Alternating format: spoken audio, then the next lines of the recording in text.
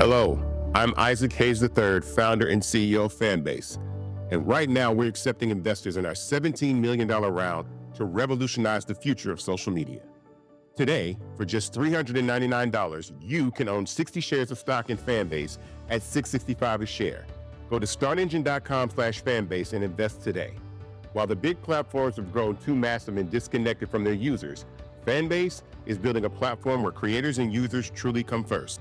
We've already raised $4.8 million from everyday investors who believe in this vision, and now you can join them.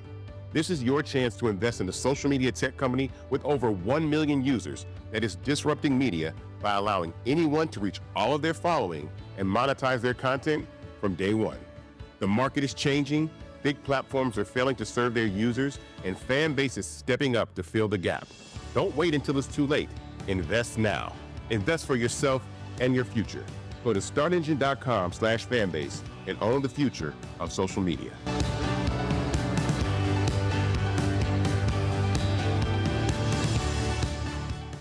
Folks, Black Star Network is here. Hold no punches. I'm real revolutionary right now. Support this man, Black Media. He makes sure that our stories are told. Thank you for being the voice of Black America, Roland. Stay black. I love y'all. All momentum we have now, we have to keep this going. The video looks phenomenal. See, this difference between Black Star Network and Black-owned media and something like CNN. You can't be Black-owned media and be scared. It's time to be smart. Bring your eyeballs home. You dig?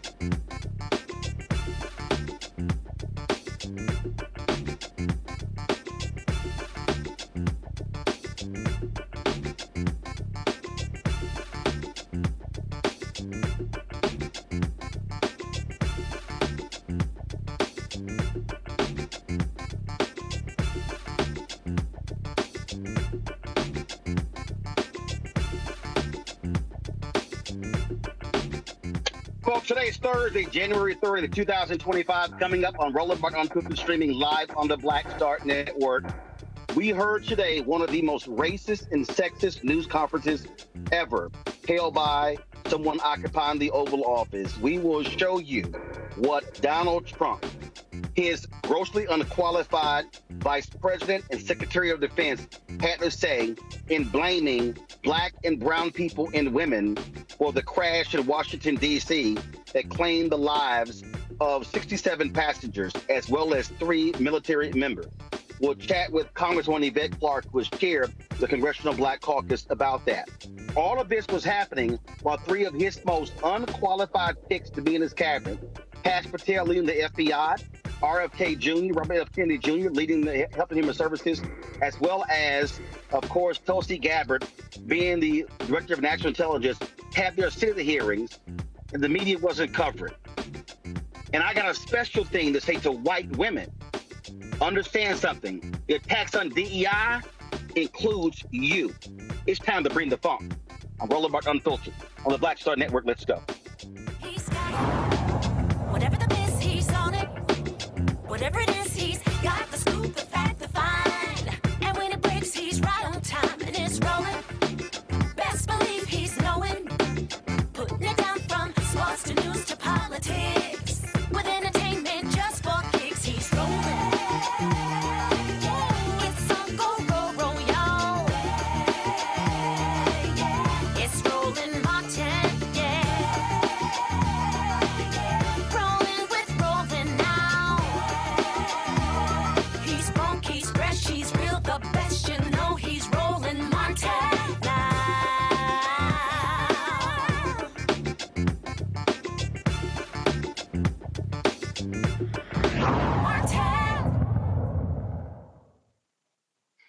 Folks, I'm driving in the nation's capital, and it's happening at DCA, the airport in Washington, D.C., where there is a effort underway, a recovery effort, as it relates to the crash last night between a military helicopter, a Black Hawk helicopter, and an American Airlines regional jet.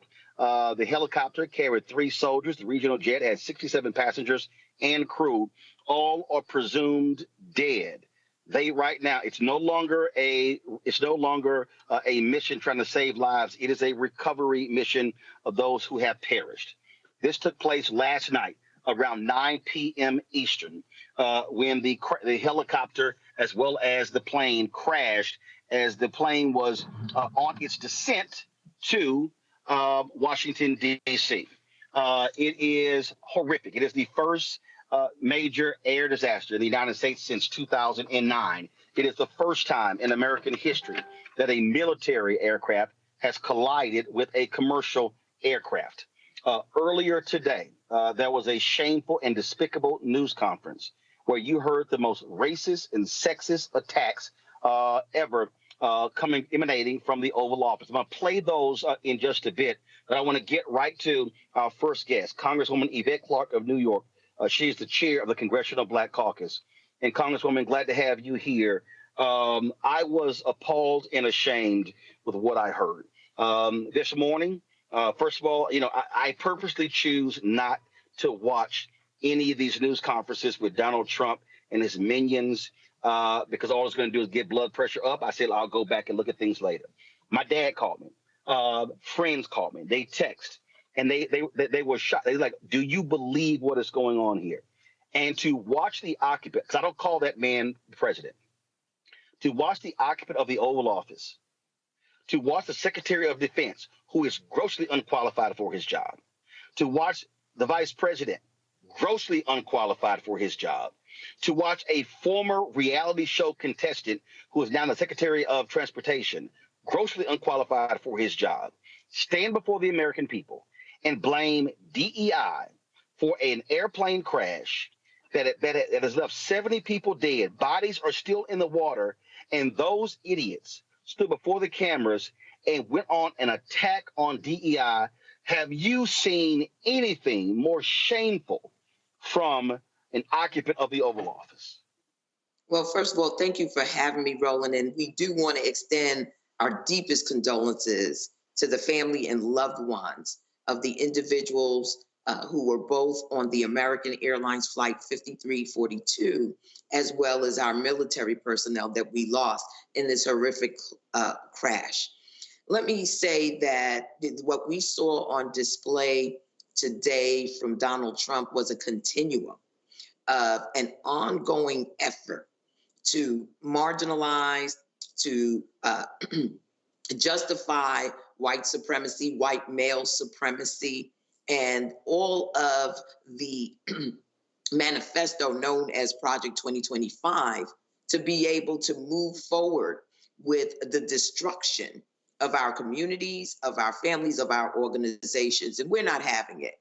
It was a shameful display from Donald Trump and his administration today in a press conference that showed that they have not an empathetic bone in their bodies, that they would take this occasion while it is still raw in the lives of those who have lost loved ones, of those who may be traumatized in this nation by the fact that we had a military aircraft collide with a commercial airliner right in our nation's capital.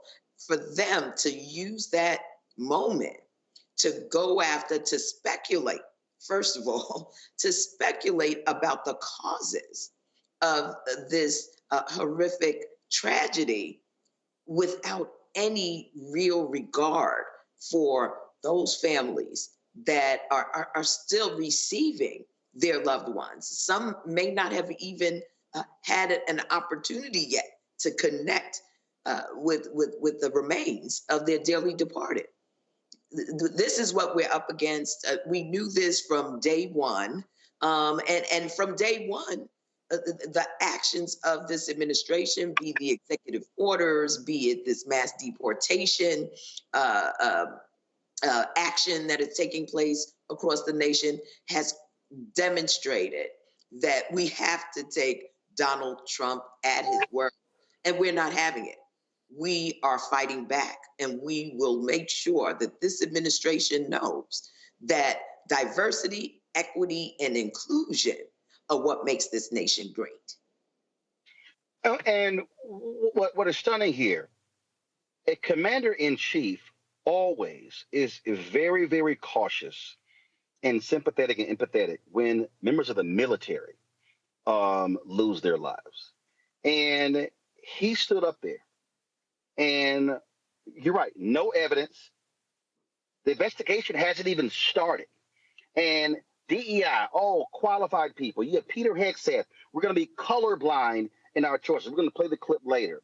And when I saw the clips, when I saw these comments, I sat there and I said, these are absolute racist and sexist attacks. And what they were saying to everyone is that the only people who they believe are qualified to have jobs in this country are white heterosexual men. Because let's be clear, they want the world to think, when they say DEI, they want that to be think black, think brown, but for every white woman, that includes you, because the reality is 75% of the DEI jobs in corporations held by white people. When you look at the MWBE contracts in the federal government, 78% of those contracts, white women. And so we need to understand what is at play here. So white women need to understand they are saying you too are unqualified for these jobs. Well, listen, we know that we are dealing with an administration that has decided to close ranks with white supremacists, that has decided to facilitate the type of discrimination and bigotry that we thought we had left behind as a nation generations ago. And everything indicates to me that they are prepared in this moment to step on civil rights, civil liberties, the Constitution, whatever it takes to bring about a white supremacist agenda and to marginalize and exploit the talent, the work, and the expertise of everyone else in our civil society. And we just can't abide with that. We're not going back. And again, I've seen people say, well, I have no evidence of him being a white supremacist, a white nationalist. What you saw today was Exhibit A, because to jump out there in front of the cameras, and when they say DEI, that's the new N word for them. What that means is, there were unqualified black people, unqualified Latinos, unqualified women in these jobs. Now we know, because the father of an American Airlines pilot has put his image out. It was a white man who was the pilot. We now have the image of the pilot of the helicopter. He was a white man. The air traffic controller, my understanding, another white person. So he stands out there, again, no evidence, and throws this out there. And people need to understand that all we have seen since last week, since the inauguration, attacks on DEI, and I said, this is a direct assault on black people and other people of color, and white women had better wake up as well. These people, Project 2025, these hardcore conservatives, Elon Musk, all they are about are advancing the interests of white men, because they think white men are now an aggrieved minority in America. Well, let me say this, how ironic it is that he had Hegseth standing there with him, someone who was eminently unqualified to become the head of the Department of Defense, saying that they are going to be establishing new qualifications. How would you know when at the end of the day, you're not qualified to serve in the position that you've been appointed to? So we're dealing with very unconventional means by which these individuals and their movement, the MAGA movement, are going about methodically shaping the debate, shaping the consciousness of Americans by interjecting their philosophy into what was a day of mourning for all Americans, quite frankly, because it is so rare that we have an airline crash in the United States of America, that it's startling. But again, this is part and parcel of the determination that these individuals have starting from day one, as Donald Trump stated, to be a dictatorship, to circumvent the law and the Constitution, to advance their agenda, Project 2025. I'm looking at responses, and we'll play later. We'll play. A number of people have responded. I saw Senator Chris Murphy. I saw Congressman Hakeem Jeffries, the minority leader, and others. But I'll be honest with you, Congresswoman. It's a whole lot of your white Democrats, your white female Democrats, who have been way too silent when it comes to these attacks.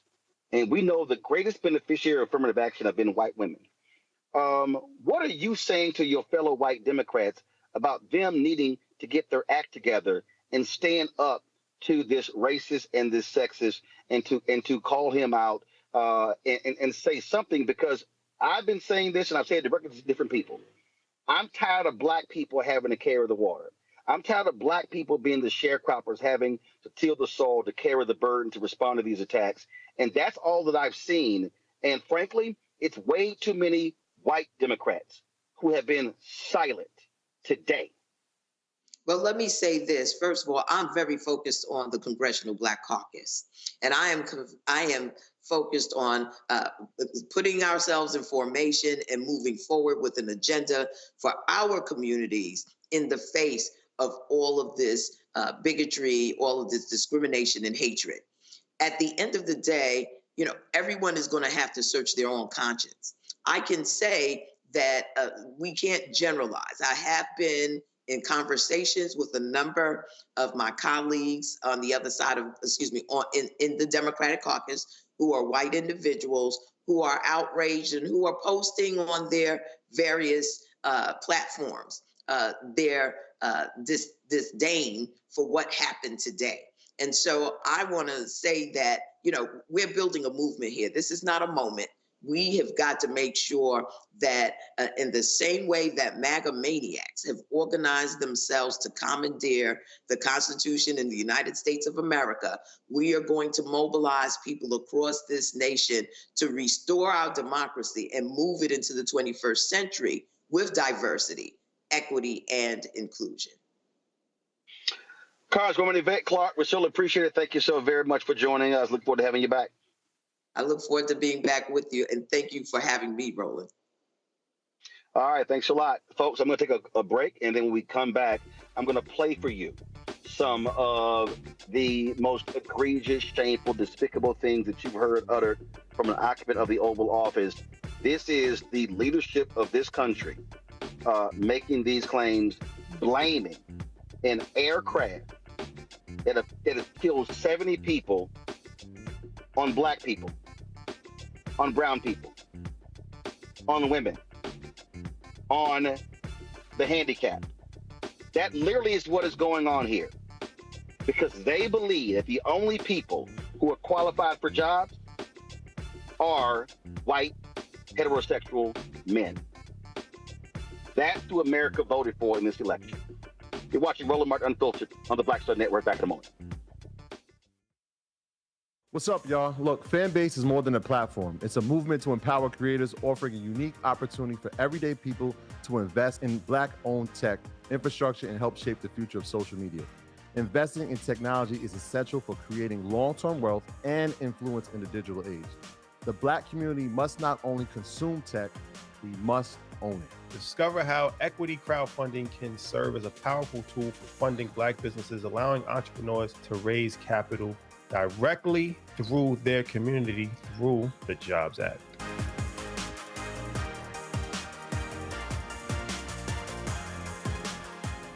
Coming soon to the Black Star Network. But y'all, when you're on that stage, or when you're and you're seeing 2 and 3, 4 generations in the audience, that's got to speak to you about the power of what y'all have become. Oh, most definitely. I think we were doing our show before our break, and remember, I was watching this kid. I could not take my eyes off him because he was about 9 or so. He was sitting in the front row with his over on the right hand parents. side. Yes.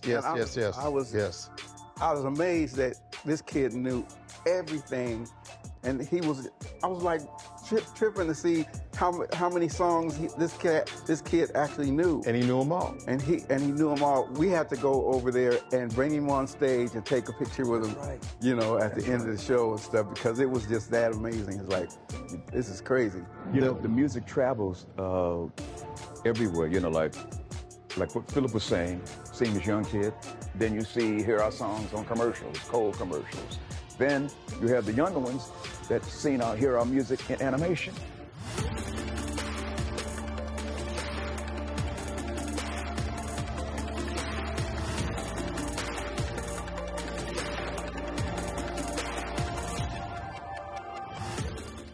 Hatred on the streets, a horrific scene, a white nationalist rally that descended into deadly violence. White people are losing their damn minds. As an angry pro-Trump mob storms the U.S. Capitol, we've seen shooting. We're about to see the rise of what I call white minority resistance. We have seen white folks in this country who simply cannot tolerate black folks voting. I think what we're seeing is the inevitable result of violent denial. This is part of American history. Every time that people of color have made progress, whether real or symbolic, there has been what Carol Anderson at Emory University calls white rage as a backlash. This is the rise of the Proud Boys and the Boogaloo Boys. America, there's going to be more of this. Here's all the Proud Boys, guys. This country is getting increasingly racist in its behaviors and its attitudes because of the fear of white people. The fear that they're taking our jobs, they're taking our resources, they're taking our women. This is white fear.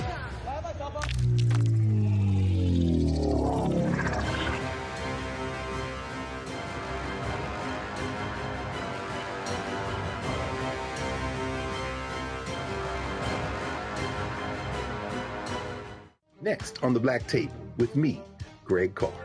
There's a lot of talk about the inevitability of another civil war in this country. But on our next show, we'll talk to a noted author and scholar who says we're actually in the middle of one right now. In fact, Steve Phillips says the first one that started back in 1861, well, it never ended. People carrying the Confederate flag, wearing sweatshirts saying MAGA Civil War, January 6, 2021, stormed the U.S. Capitol, hunted down the country's elected officials, built a gallows for the Vice President of the United States, and to block the peaceful transfer of power within this country. On the next Black Table, here on the Black Star Network. Next on Get Wealthy with me, Deborah Owens, America's Wealth Coach. Women of color are starting 90% of the businesses in this country. That's the good news. The bad news, as a rule, we're not making nearly as much as everyone else. But joining us on the next Get Wealthy episode is Betty Hines. She's a business strategist, and she's showing women how to elevate other women. I don't like to say this openly, but we're getting better at it. Women struggle with collaborating with each other. And for that reason, one of the things that I demonstrate in the sessions that I have is that you can go further together if you collaborate. That's right here on Get Wealthy, only on Black Star Network.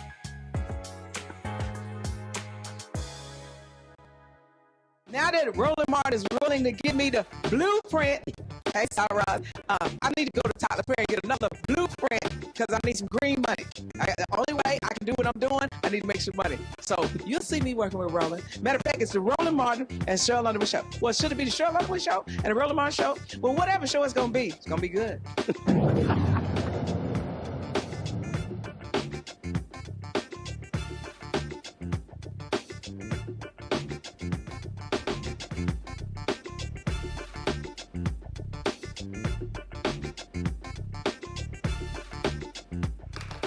Folks, I told you what was going on here. I told you what was at play, what has been happening in terms of these crazy, deranged white supremacists. and what their agenda is and what their focus is. And everything that they have done since January 20th, DEI, DEI, DEI, DEI, DEI. So you got to understand something. First attacks with Black Lives Matter. Then the next attacks, critical race theory. Then it was woke. Now it's DEI.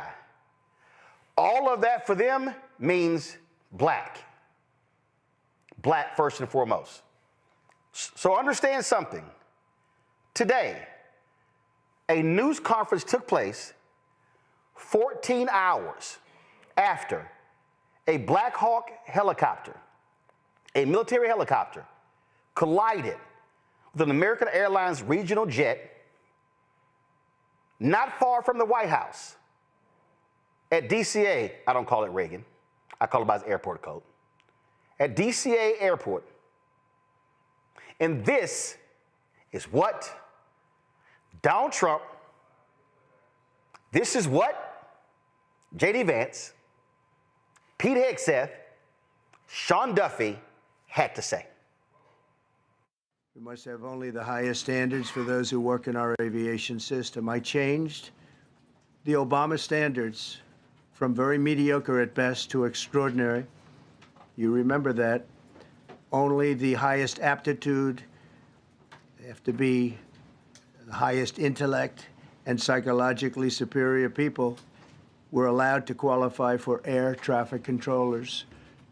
That was not so prior to getting there. When I arrived in 2016, I made that change very early on because I always felt this was a job that, and other jobs too, but this was a job that had to be superior intelligence, and we didn't really have that, and we had it. And then when I left office and Biden took over, he changed them back to lower than ever before. I put safety first. Obama, Biden, and the Democrats put policy first. And they put politics at a level that nobody's ever seen, because this was the lowest level. Their policy was horrible, and their politics was even worse. So as you know, last week, long before the crash, I signed an executive order restoring our highest standards for air traffic controllers and other important jobs throughout the country. So it was very interesting. About a week ago, almost upon entering office, I signed something last week that was an executive order, very powerful, on restoring the highest standards of air traffic controllers and others, by the way. Then my administration will set the highest possible bar for aviation safety. We have to have our smartest people. It doesn't matter what they look like, how they speak, who they are. It matters intellect, talent, the word talent. You have to be talented, naturally talented geniuses. You can't have regular people doing that job. They won't be able to do it. But we'll restore faith in American air travel. I'll have more to say about that. I do want to point out that various articles that appeared prior to my entering office, and here's one. The FAA's diversity push includes focus on hiring people with severe intellectual and psychiatric disabilities. That is amazing. And then it says FAA says people with severe disabilities are most underrepresented segment of the workforce, and they want them in, and they want them, they can be air traffic controllers. I don't think so. This was in January 14th, so that was a week before I entered office. They put a big push to put diversity into the FAA's program. Then another article, the Federal Aviation Administration, this was before I got to office, recently, second term. The FAA is actively recruiting workers who suffer severe intellectual disabilities, psychiatric problems, and other mental and physical conditions under a diversity and inclusion hiring initiative spelled out on the agency's website. Can you imagine? These are people that are, I mean, actually, their lives are shortened because of the stress that they have. Brilliant people have to be in those positions. And their lives are actually shortened, very substantially shortened because of the stress where you have many, many planes coming into one target. And you need a very special talent and a very special genius to be able to do it. Targeted disabilities are those disabilities that the federal government, as a matter of policy, has identified for special emphasis in recruitment and hiring. The FAA's website states they include hearing, vision, missing extremities, partial paralysis, complete paralysis, epilepsy, severe intellectual disability, psychiatric disability, and dwarfism all qualify for the position of a controller of airplanes pouring into our country, pouring into a little spot, a little dot on the map, a little runway. The initiative is part of the FAA's diversity and inclusion hiring plan. Think of that. The initiative is part of the FAA's diversity and inclusion hiring plan, which says diversity is integral to achieving FAA's mission of ensuring safe and efficient travel. I don't think so. I don't think so. I think it's just the opposite. So Donald Trump is saying that if you are disabled, you can't sit at a chair and watch a monitor as planes are landing and taking off. That it requires you to be physically imposing and muscular and strong. That's what he's saying. But that wasn't the only stupidity. Here's the grossly unqualified, the most unqualified vice president we've ever had. Here's J.D. Vance. Something the president said that I think bears re-emphasizing, which is that when you don't have the best standards in who you're hiring, it means on the one hand, you're not getting the best people in government, but on the other hand, it puts stresses on the people who are already there. And I think that is a core part of what President Trump is going to bring and has already brought to Washington, D.C. is we want to hire the best people because we want the best people at air traffic control, and we want to make sure we have enough people at air traffic control who are actually competent to do the job. If you go back to just some of the headlines over the past 10 years, you have many hundreds of people suing the government because they would like to be air traffic controllers, but they were turned away because of the color of their skin. That policy ends under Donald Trump's leadership because safety is the first priority of our aviation industry. Y'all didn't catch that. Air traffic controllers, people who want to be an air traffic controller, they've sued. They've sued because of the color of their skin. Y'all need to see, y'all always got to pay attention. He didn't say gender. He didn't say sexuality. It was the color of their skin. Y'all know it ain't that many black and brown air traffic controllers, right? We're not done yet. Here is the former TV host, who's now the Secretary of Defense, Peter Hegseth. Listen to the racism in his statement. We will have the best and brightest in every position possible. As you said in your inaugural, it is colorblind and merit-based. The best leaders possible, whether it's flying Black Hawks and flying airplanes, leading platoons, or in government. The era of DEI is gone at the Defense Department, and we need the best and brightest, whether it's in our air traffic control, or whether it's in our generals, or whether it's throughout government. Y'all didn't catch that? Skin color. Black people. Latinos. He's talking about y'all too. Brown people. He's talking about Cambodians. He's talking about Asians. Native Americans. He's talking about everybody who ain't white. But white women, he really talking about y'all too.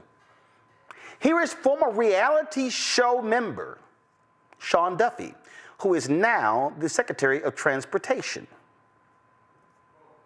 When we deal with safety, we can only accept the best and the brightest in positions of safety that impact the lives of our loved ones, our family members. And I think you make a really important point on that, Mr. President. That is the motto of your presidency, the best and the brightest, the most intelligent coming into these spaces.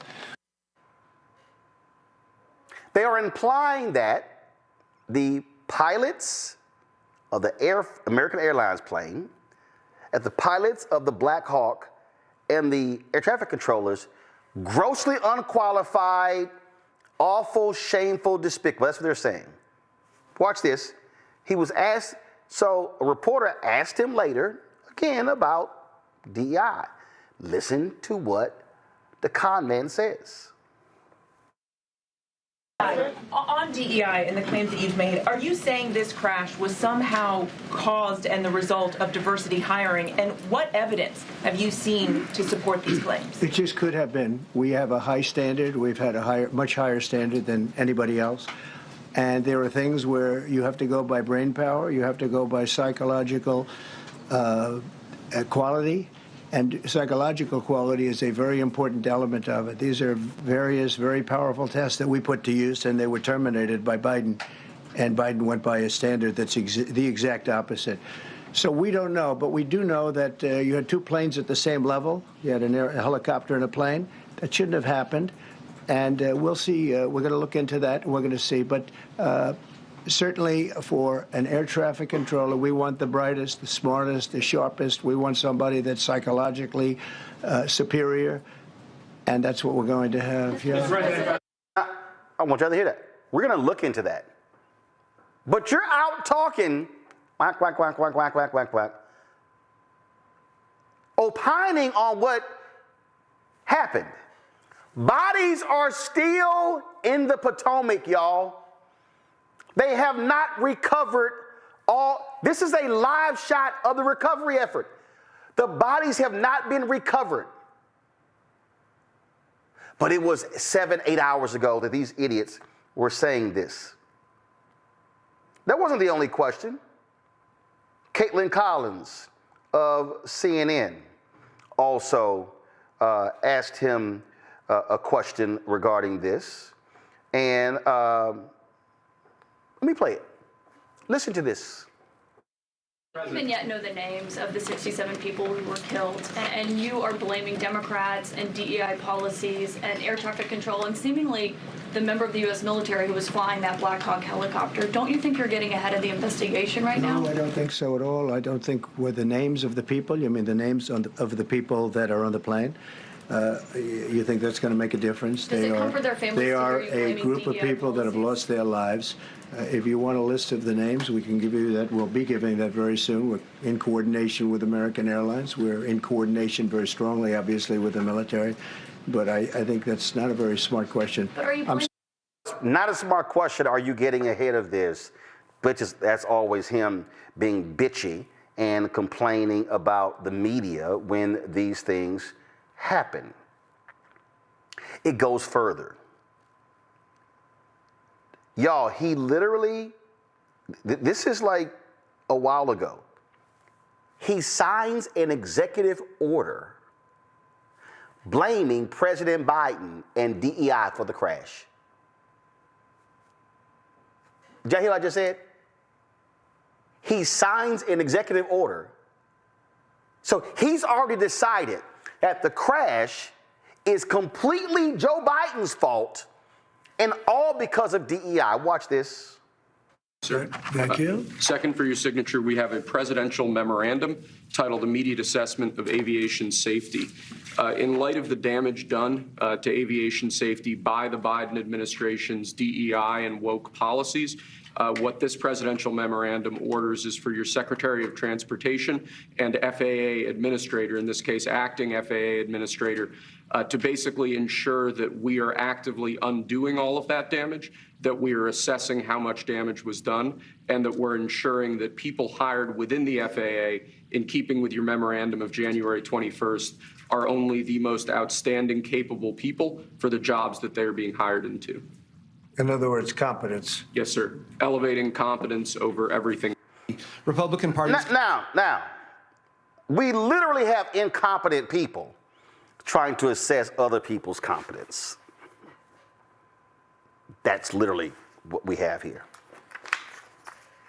On Maria Bartiramo's Fox News show, Tennessee Congressman Andy Ogles, one of the dumbest members of Congress, what did he immediately rush to? That damn DEI. there any reason to believe there was any foul play here? Well, you know, at this time, you hate to jump to any conclusions. Obviously, we'll look at everything. Stop. At this time, we hate to jump to conclusions, but what the hell? Let me jump away. Go. All the boxes, you know, I had just taken off from D.C. Before the crash, and of course it came across my cell phone, and I saw it and was horrified. So prayers go out to all those impacted. But, you know, to your point, I think you have to look at this with eyes wide open, see what happened. You know, human error, was it some sort of equipment failure? Did DEI play a role in this type of thing? So I think you look at it, you go into it with, again, eyes wide open and make sure that something like this never happens. It's been a number of years since we've had an aircraft collision such as this. And so, again, prayers for all those impacted. Absolutely. Yeah, haven't had one since 2009. But, oh, it's that damn DEI that just did it, Now, this is how they're operating. Just the other day, Carolyn Levitt, who they're hailing as the youngest White House press secretary ever, who's an idiot who got them a federal restraining order yesterday when it came to one of their policies because of her dumbass tweets. This was her just a couple days ago from the White House podium talking about wokeness. So what does this pause mean? It means no more funding for illegal DEI programs. It means no more funding for the Green New scam that has cost American taxpayers tens of billions of dollars. It means no more funding for transgenderism and wokeness across our federal bureaucracy and agencies. No more funding for Green New Deal social engineering policies. Ooh, all that wokeness. Congressman Hakeem Jeffries, Democratic minority leader in the House, he is actually in California. I was texting him earlier. He was meeting with families in Altadena who have been impacted by the fires there. He dropped this video on social media.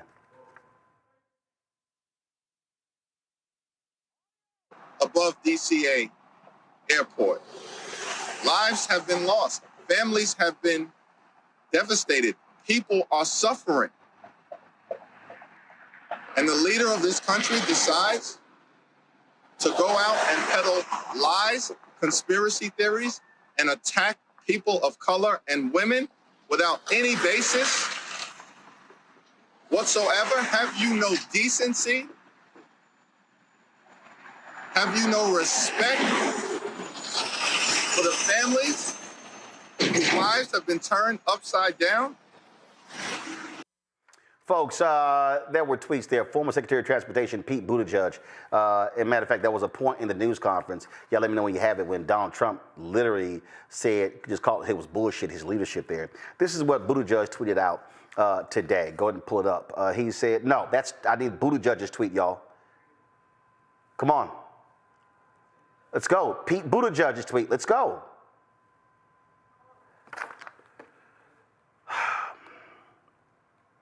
All right, here's a tweet. Despicable. As families grieve, Trump should be leading, not lying. We put safety first, drove down close calls, grew air traffic control, and had no commercial airline crash fatalities out of millions of flights on our watch. President Trump now oversees the military and the FAA. One of his first acts was to fire and suspend some of the key personnel who helped keep our skies safe. Time for the president to show actual leadership and explain what he would do to prevent this from happening again. Pollster Cornell Belcher tweeted this out. You can get the Cornell Belcher tweet, and then after him, you're going to get the Ilhan Omar tweet. Belcher, America deserves better than this. To use this tragedy to push a blatant and racial political agenda is absolutely appalling. It's not okay. It's abhorrent. It's unimaginable that a president would stand before us and dishonor the role of the office this way, not us. Congresswoman Ilhan Omar said bodies are still being pulled from the Potomac. Donald Trump and his grossly incompetent administration are blaming this deadly crash on DEI priorities in white women. This is disgusting, racist, and sexist. Their clueless actions have consequences, and they should be held accountable. Here is freshman Congressman Shamari Figures. He posted this tweet as well. Ensuring qualified candidates have a fair chance in employment had nothing to do with last night's tragic plane crash. President Trump's statements are classic race baiting, and that rhetoric is dangerous and unacceptable. And he goes on there as well. Congresswoman Frederica Wilson of Florida, she also posted this tweet talking about what took place. While human bodies are still being pulled from the Potomac, Donald Trump is blaming white women and minorities for the deadly crash under the guise of DEI. Former DNC chair, still current DNC chair, Jamie Harrison put this up, posted this on social. Words can't express my disgust in a moment in which you should lead the nation in mourning and navigating a tragedy. This heartless imbecile finds ways to divide. Congresswoman Jasmine Crockett, she posted this on social media as well. This is a blatant lie and a disgrace to the memories of the victims while emergency responders are still recovering people's loved ones. In the freezing water, Trump is using these families' pain for politics and blaming their deaths on DEI. That's right. She called it a failure of leadership. She's absolutely right. I'm going to bring in my panel right now. Nola Haynes, Dr. Nola Haynes, Georgetown University School of Foreign Service. Joining us from D.C., Dr. Greg Carr, Department of Afro-American Studies at Howard University from D.C. Reese Colbert, host of the Reese Colbert Show, joining us out of D.C. as well. Reese, I'll start with you. Racist, sexist, it's very simple. This ain't hard to figure out. That's exactly what it is.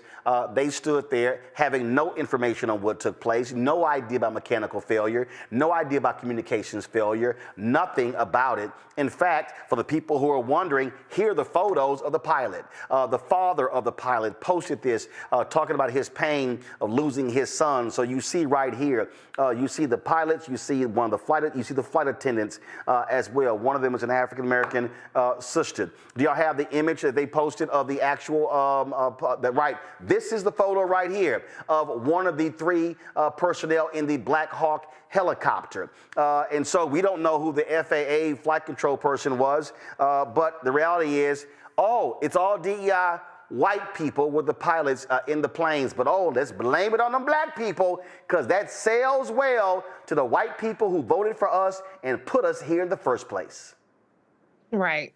First of all, let me just say my heart goes out to the victims and their families of this very tragic, horrific accident that should not be political fodder right now.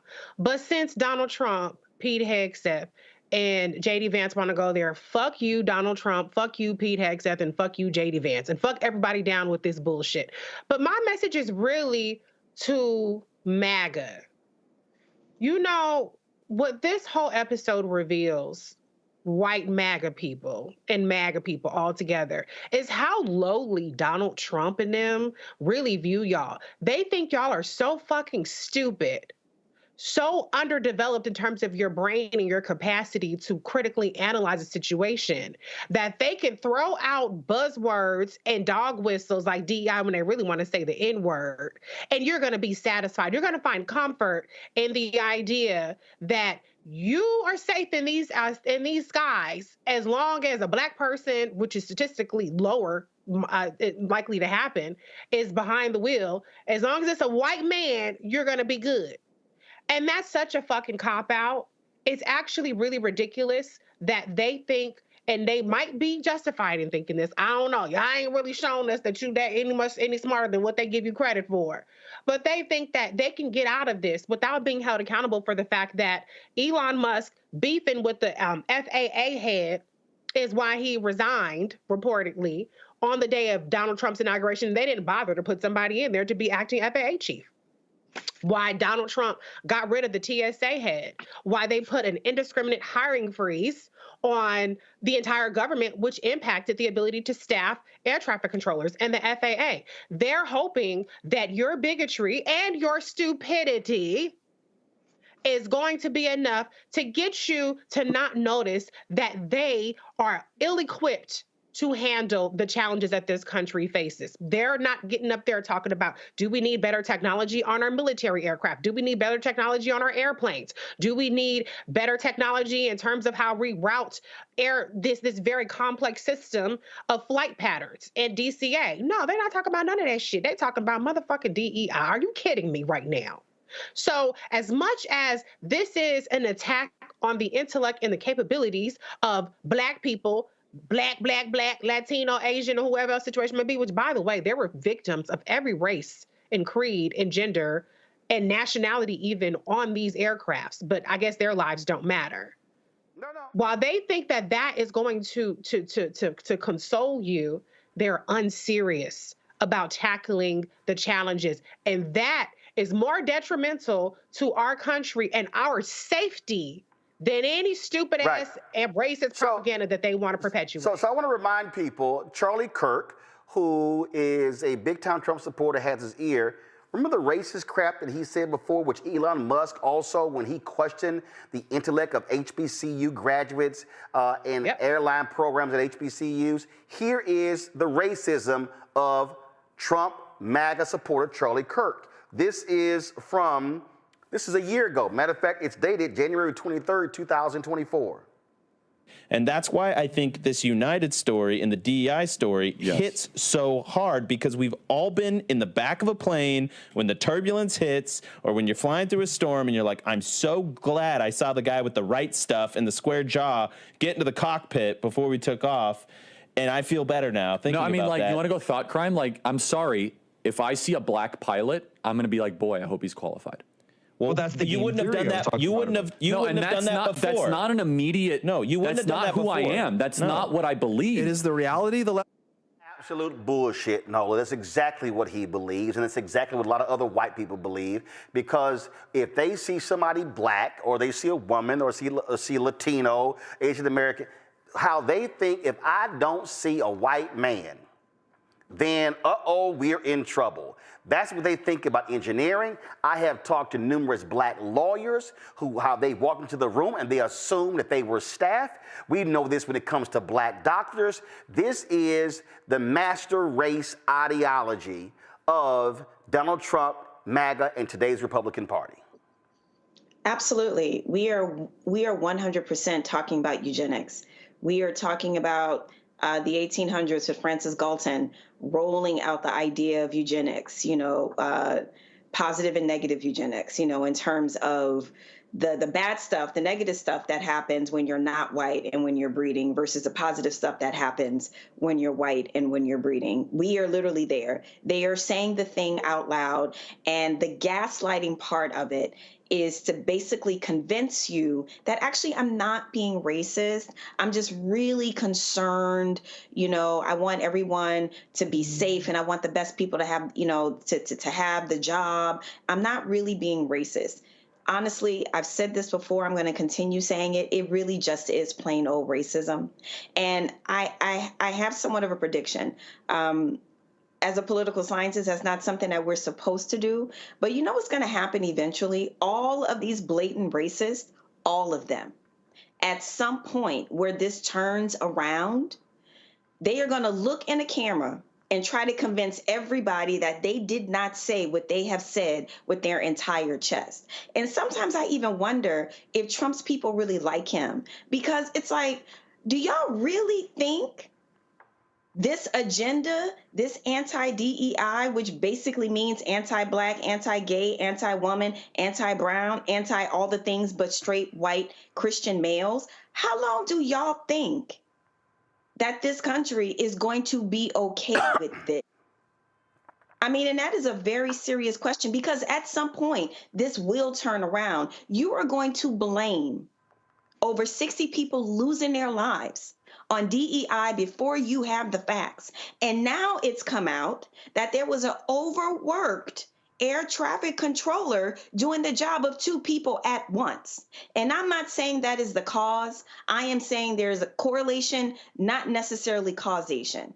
So you are going out on the presidential podium and you have all of your jackboot thugs around you to support your racism, to support your anti-DEI, your anti-blackness, your anti-wokeness, to support those claims without evidence, without an investigation. And I want to say this.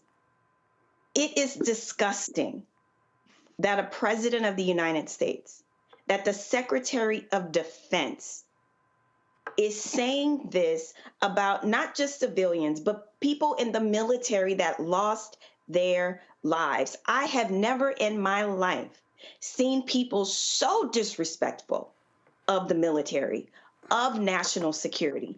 And I truly hope not only just the flight community, but I also hope the military community stands up. I've seen a few names out there, talking about this administration being a national security risk. I mean, people like me have been saying that over and over and over. But y'all, they don't just hate Black people. They really don't like Americans. They don't like democracy. They don't like rule of law. They don't like any of it. Well, here's it. Go ahead, Roland. But here's the reality. Here's the reality. This is what they want, Greg. And no, I gotta disagree. This is exactly who his supporters want. This is exactly what they want. This is exactly what they voted for. He said the exact same things. I laid it out in White Fear. Title: How the Browning of America is making white folks lose their minds. This is exactly it. And what they're doing is they're showing their contempt. They don't care about 2043. The reason, they do understand America is changing. They're saying, no. This is white land. This is ours. Everything is ours. The money is ours. The power is ours. The jobs are ours. Everything is ours. Y'all are meant to be subservient. You are meant to be sharecroppers. You are meant to be slaves without shackles. And there are Black people, if skin folk ain't kinfolk. Remember, Charlie Kirk said that, but remember what that hateful ass Candace Owens had to say. The exact same thing. Listen. Unfortunately, that is the reality of what happens when it comes to DEI. And what he is remarking on is true.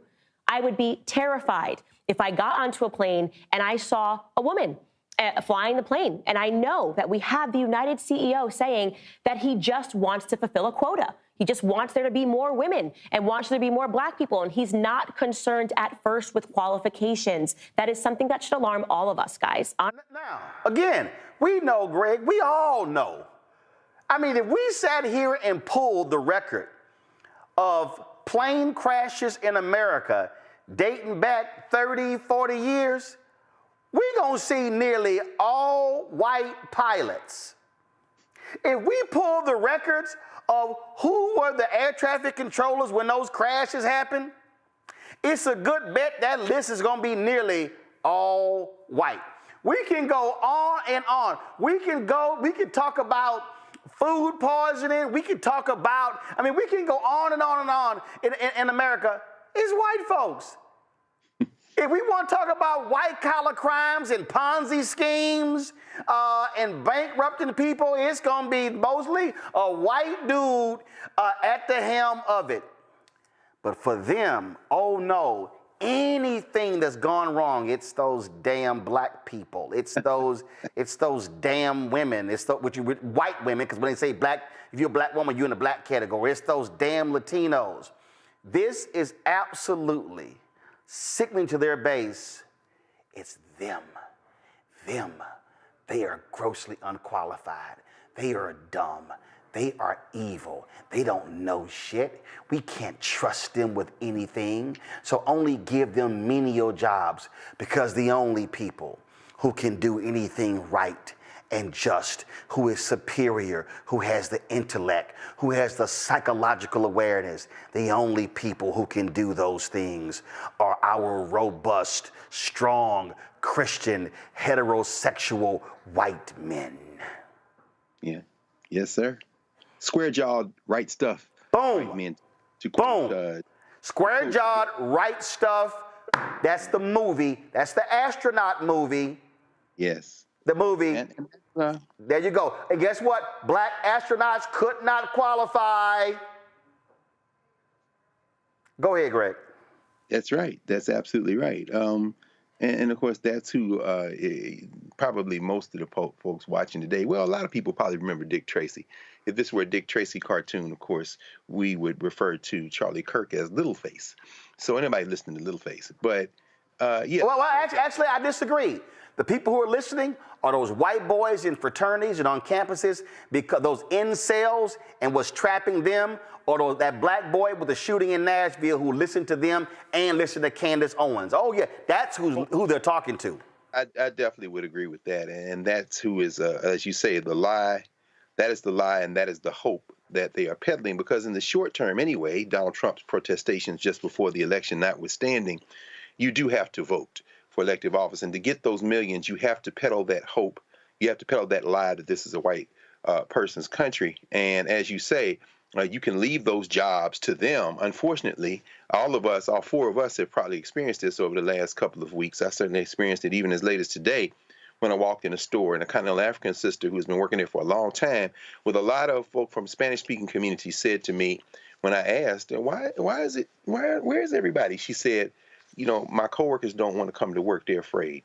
And so I talked to Benny Thompson yesterday, who said he had one of his constituents call his office in Mississippi crying for help. Now, this is someone who probably did not vote for him, didn't vote for Kamala Harris, but someone who woke up last week to find that his crop is not now being tended. Why? Because everybody's gone. So, you know, the work that they will do, you and the hillbilly horde, you're not getting a chance. Get the calluses up on your hands, because you have to go pick some fruit, my friend. But, you know, as we heard that racist talk, and then Littleface and others talking, it made me think about the fact, I remember a couple of summers ago, you know, every August we go to Egypt. We take folks to Egypt on tour.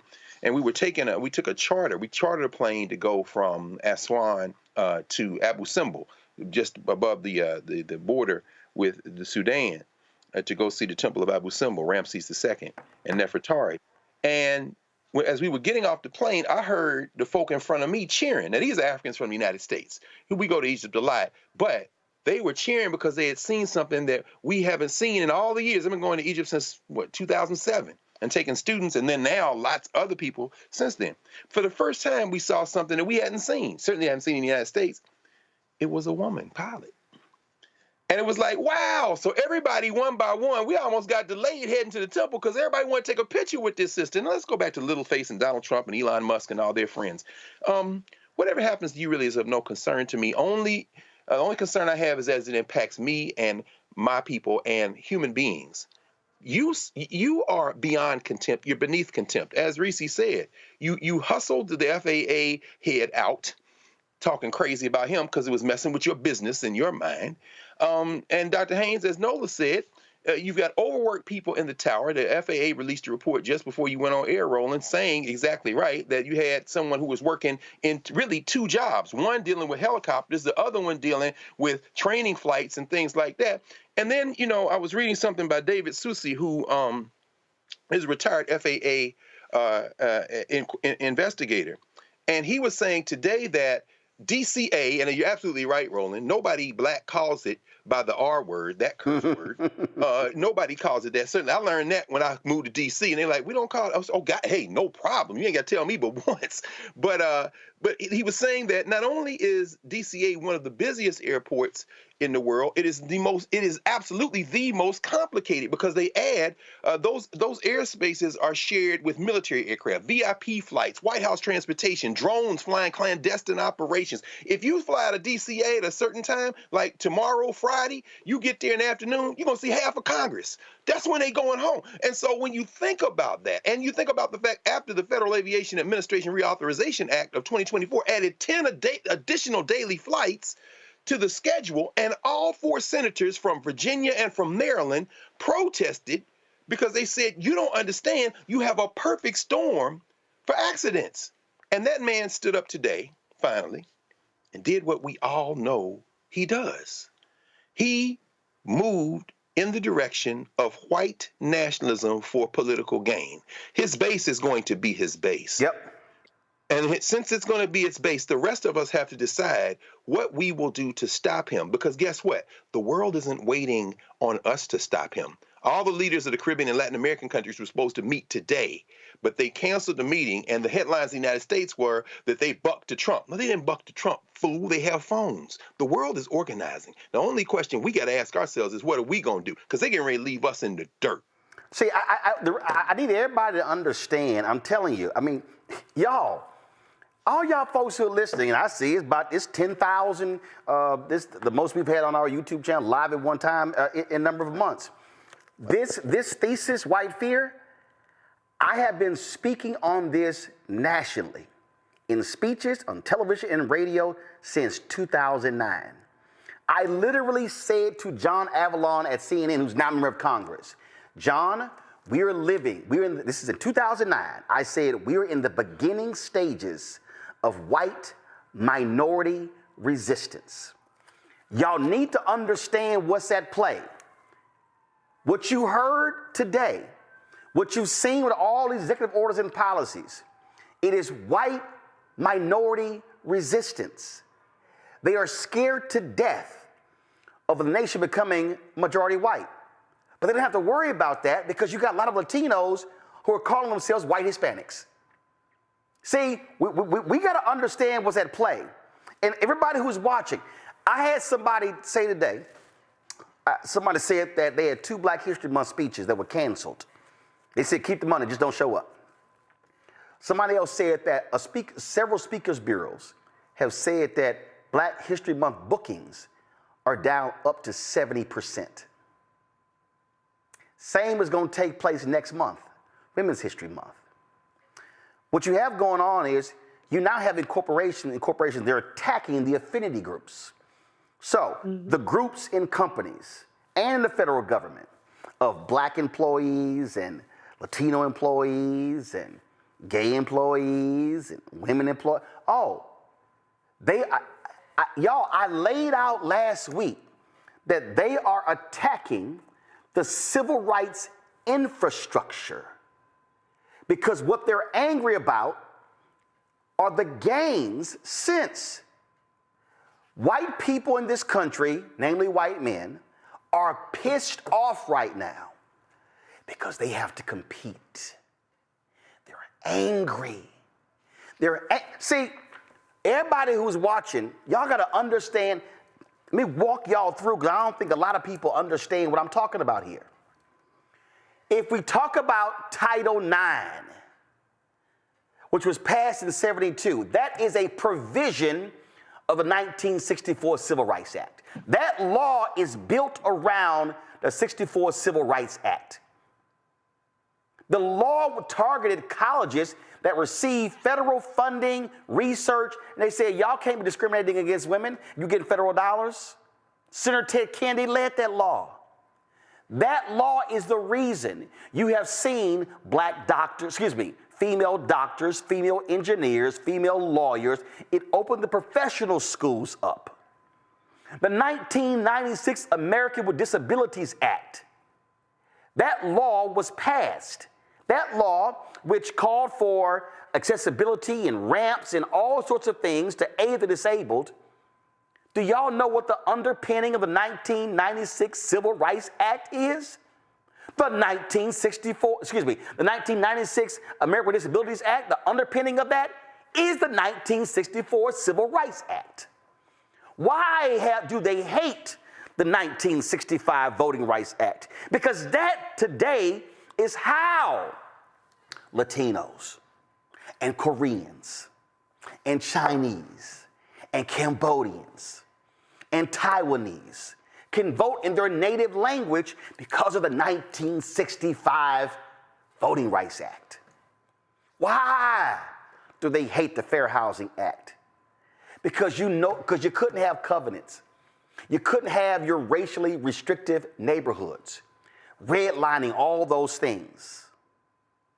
Who supported a law in California that said we don't have to sell our homes to Black people? Ronald Reagan, who was elected governor of California, who was elected president, who before Trump was the biggest Republican hero in history, even before Abe Lincoln. I need all y'all watching to understand what's going on. The right in this country, the white right in this country, have been pissed off because this nation was forced to live up to its creed. All men and women are created equal. They hated that. What did Dr. King say? Be true to what you put on paper. And the civil rights infrastructure has been forcing America to be true to what you put on paper. And they are pissed. And they are angry. And they are upset. And I need y'all, during the news conference. I know some of y'all are saying, Roland, I don't understand. Why did he attack Pete Buttigieg so viciously? Pete Buttigieg is a white man, but he gay. They like, nah, we ain't down with gay white men. Listen to this. A website shows that the agency's guidance on diversity hiring were last updated on March 23rd of 22. They wanted to make it even more so. And then I came in, and I assume maybe this is the reason. The FAA, which is overseen by Secretary Pete Buttigieg, a real winner. That guy's a real winner. Do you know how badly everything's run since he's run this Department of Transportation? He's a disaster. He was a disaster as a mayor. He ran his city into the ground, and he's a disaster now. He's just got a good line of bullshit. The Department of Transportation, his government agency charged with regulating civil aviation. Well, he runs it, 45,000 people, and he's run it right into the ground with his diversity. So now, yeah, that's what that was. So that was, I'm gonna attack him because he's gay. I'm gonna attack him because he worked for Democrats. And so that's what all this was about. But while this is happening, Trump and his minions, because this is all tied together, a couple days ago, in their attack on migrants, they've been touting the 14th Amendment. And Trump goes out and he says that, that 14th Amendment, that was meant. That was meant only for formerly enslaved people of African descent. And that was music to the ears of the foundational Black Americans, the FBA, the freedmen, ADOS. Oh, they all on social media. See? It was only for us. That law was only for us. No law is only for one group of people. So he's using, see, some of y'all need to understand. Y'all got to recognize what Bill Duke said in that movie, High Flying Bird. They invented a game on top of the game. Trump is deliberately trying to play the wedge game because he knows there's a group of Black people who are so anti-immigrant and who think that they are so conscious that they are driving this messaging on social as only for us. We only want to see laws for us. We only want to see bills for us. And that is at the roots of what's going on with this discussion about the 14th Amendment. Joining us right now, my guest is Carla McAnders, Director of the Legal Defense Fund's Thurgood Marshall Institute. Carla, I'm adding you to this because all of this ties together, Carla. It is meant to drive wedges between Black, Latino, Asian, Native American. The rights lawsuits, Harvard and affirmative action programs, meant to drive the wedge. And there are Black people who are falling for the okie doke, who are playing right into it, who think that, oh no, these are things that are just for us, when it's been established by the Supreme Court that the 14th Amendment does not only apply to the descendants of formerly enslaved people of African descent. Folk need to realize the game that is being played. This is a master race strategy that is being employed as we speak, and is unfolding every single day.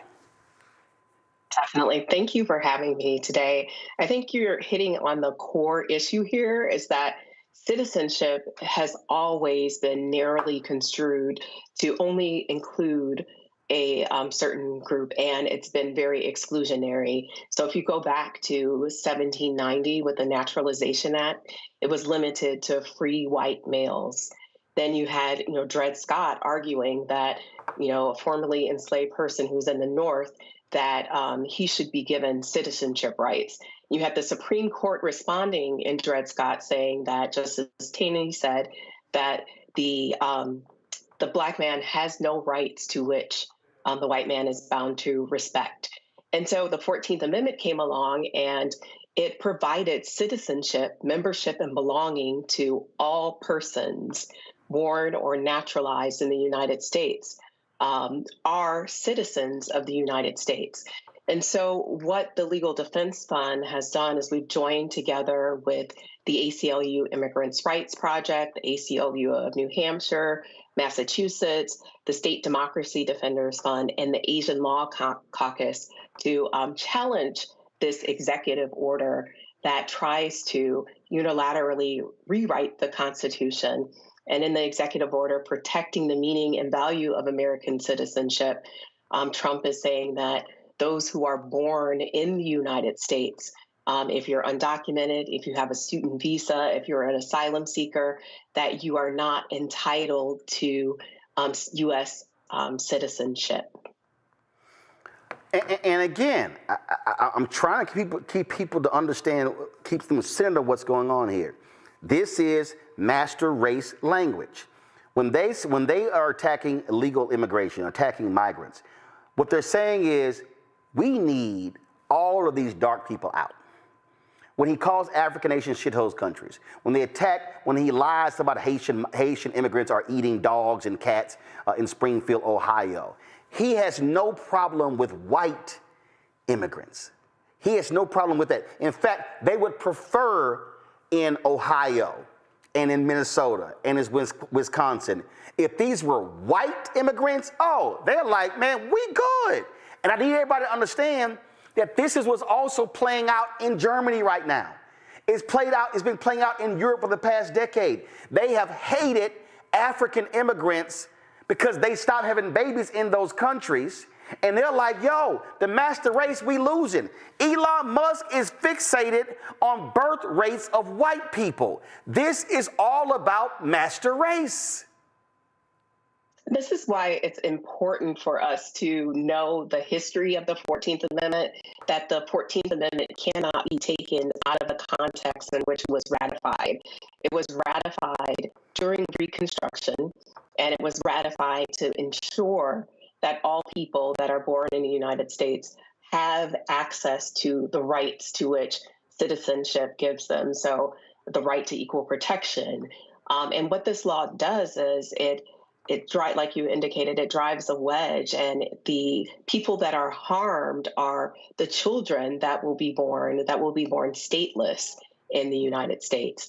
They won't be entitled to a passport, which means that they won't be able to travel. They won't be able to, if you're a child born in the United States, you're entitled to certain medical care. And this is a tactic that has been used before.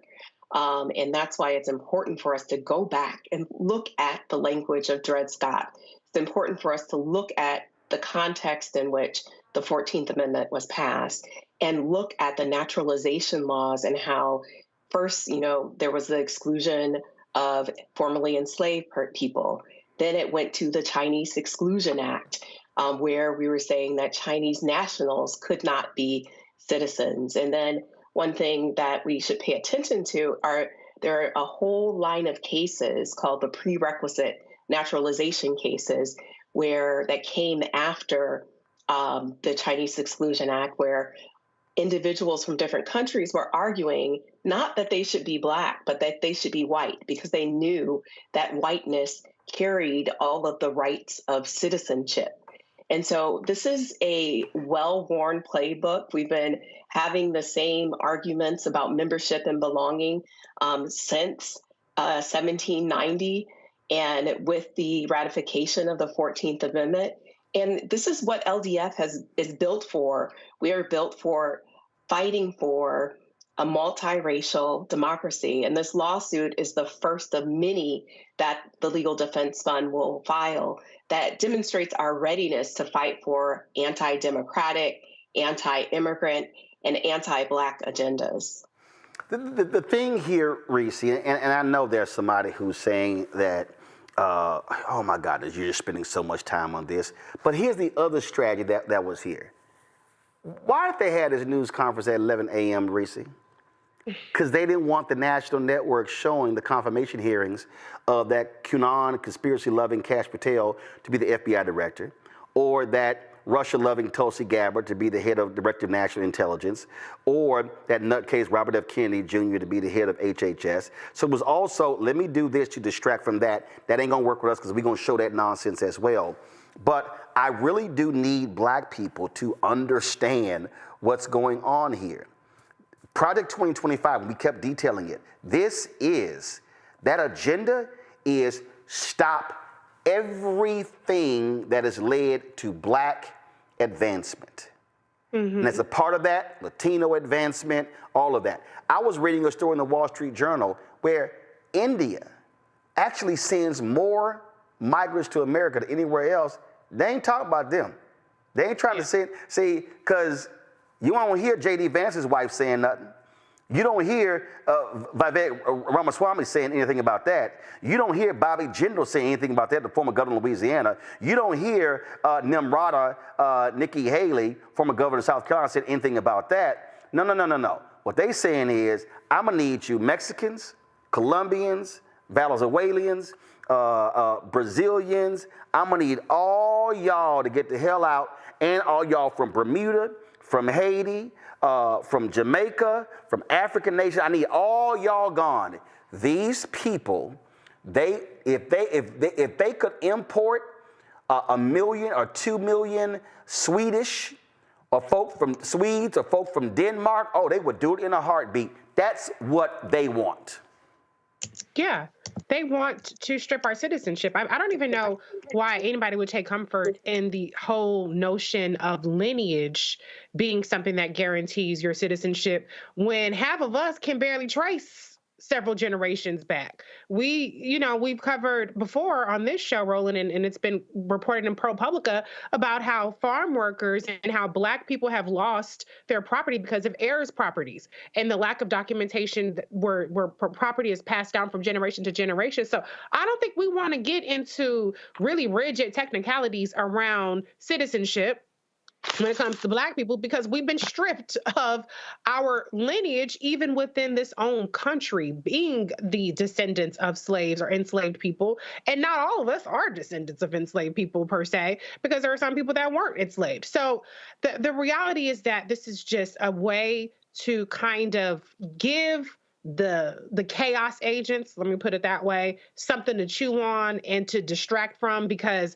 those people have been very quiet about, look at what the Asians got. Look at why can't we get anything for black people specifically, when Donald Trump and his administration has been laser-like targeting everything to undo for black people. They've been quiet. They've been mute. So now this gives them something to talk about and kick up dirt about. But there's nothing to celebrate in that admission, which is, yes, part of what birthright citizenship is about, when he's doing everything to strip us of our citizenship today. I got a kick. I'm going to see if I can increase this story. The folks at Midas Touch had put this story out. Trump's new transportation secretary voted against FAA funding in 2019, NOLA, when he was in Congress. Ain't that special? The person complaining about FAA cuts voted against FAA funding. They will all get exposed by this. But the reality is, you have these MAGA people. This is what they wanted. What happened today, this is what they desire. Absolutely. And I kind of want to go back to 2016, 2017 to the travel bans. Definitely I spent a great deal of time with the travel bans, especially a part of the civil rights package that's talked about a little less, which is the expansion of the Immigration Nationality Act of 64 and 65. And I'm happy to see that the sister is still here with us, because I definitely, I have been thinking about this quite a lot in terms of, I see this as an extension of the 2017 and 2020 travel bans, especially when the Supreme Court upheld the 2017 travel ban, upheld it on presidential powers, right? So my worry is always, because the Supreme Court is so Trump friendly, will some of these executive orders be upheld once it reaches to that level? And it seems like when it comes to immigration, that the Supreme Court seems to be very Trump positive, with their decision making. And so I am very curious about the Immigration Nationality Act, especially the last part of it that allowed for the Black and brown folks to come here. Now, there was an earlier version of the INA where it was mostly white, from white European countries, a few Asian countries, but not the brown or Asian countries. And then part of the civil rights package really exploded that, right? And then it offered a way for people from African countries, Central America, all around the world to come to the United States. And so because this is a very pro-loophole administration, Admin 1 and Admin 2, I'm very curious if that's a workaround to kind of close that loophole of the Immigration Nationality Act, especially that last expansion, as this really is a reversal of all of the civil rights package. It seems that Trump is trying to eviscerate it with the stroke of a pen. And my concern is always, where is the Supreme Court going to show up? As we move through the system. I want her to answer your question. Go ahead. Okay, definitely. I think what you're pointing out is extremely important, that as a part of the Civil Rights Act, that we had the elimination of the quota system. And that quota system opened the door for many people from different nationalities to immigrate to the United States. Now, the thing that we need to distinguish in the Immigration and Nationality Act is passed by Congress. And it does give the executive branch wide authority or discretion. So with the travel ban, you saw the Trump administration invoking its national security powers. And once national security is invoked, that means that the Supreme Court is very deferential to the executive branch. Right. Contrast that to the 14th Amendment is different from the Immigration and Nationality Act. The 14th Amendment cannot be unilaterally changed by a president. What you see the administration doing through executive orders is legislating from the executive branch. We know that it takes a vote of Congress to amend the Constitution, and it also takes states to vote to amend the Constitution. So the executive order is interpreting the phrase "subject to the jurisdiction thereof" as meaning that does not include undocumented immigrants, and that's very untrue. There are only a limited amount of exceptions where that applies. Thank you for that discussion. Greg, we spend lots of time really unpacking these things, and let me be real clear. This conversation here will not, absolutely, positively, ain't gonna happen on mainstream media, because they are a part of this problem as well. I wrote about it in the book. I literally had the host of a network show say, "Man, I would love to have you on my show, Roland, to talk about your book, White Fear, but my white producers don't like your book title." And I said to this person, I write about them in the book. And the response was, "No, you preach it to the choir." I said, "No, I need you to be the pastor." And what we're dealing with is so even when we see Black people who are hosting shows in mainstream media, they are not controlling those shows, so they can't have the conversation that we are having here right now. But people need to understand, why is there such a focus on, why are they so hell-bent on DEI? What's going on here? It's because they are talking to their white base. They are talking to them, and they are saying, "See, we are doing exactly what we told y'all we were going to do. We are out here shutting all this down." And what they're going to do, Greg, they're going to blame everything on migrants. They're going to blame everything on DEI. They're going to so anything that happens is going to be Biden's fault, the Democrats' fault, it's DEI. They're going to assign that to everything that goes wrong. They're not going to assume they won't assume any responsibility about anything. And while people are while sitting here going, I can't believe these things happen. I just can't believe they're doing what they're doing. And we just keep saying, we told y'all they were going to do this. We told y'all what was going to happen.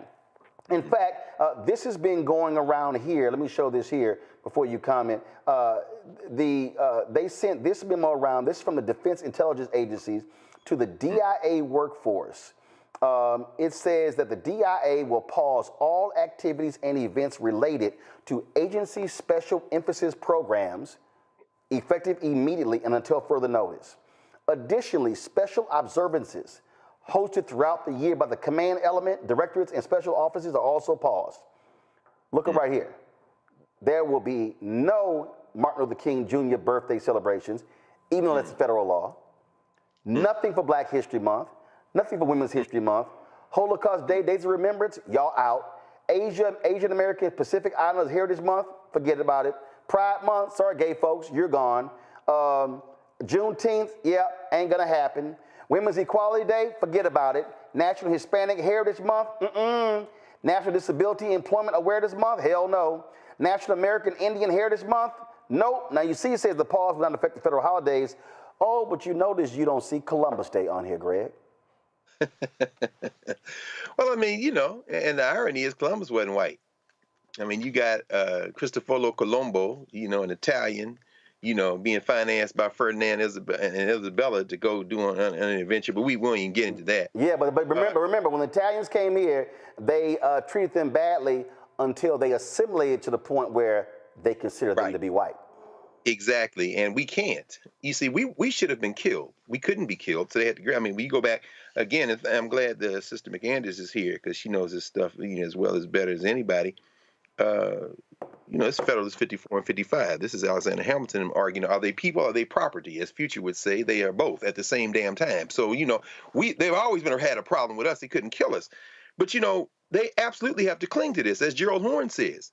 You know, whiteness is the battle pay that poor whites got in order to provide a buffer between the people who are really scamming everybody and the rest of us. And so they absolutely have to believe it. You know, this morning, writing in the New York Times, Emma Bobola made a point that this is about a couple of things. One, you're testing the boundaries to see how much you can get away with, this expansive view of the executive branch.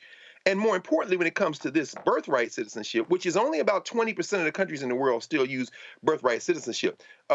Italy is not one of them. They're saying that Prime Minister Meloni has Trump's ear. You know, they got bloodline citizenship. The children of immigrants aren't given automatic citizenship. You have to, at 18, they can apply and show that they've been living in Italy. So, I mean, there's that. But ultimately, what she wrote this morning, Bobola, was that what they are trying to do is redefine the nation. So the idea of whiteness is very central to this. Catherine Franke, you know, my class over at Howard Law School on Wednesday nights, we're reading Catherine Franke's book, Repair, on reparations. And of course, Professor Franklin lost her job, was forced to walk the plank at Columbia Law School because she was defending people who were protesting the slaughter of the Palestinians by the Israelis. But Catherine Franke talks about grappling with this question of citizenship. Let's be clear.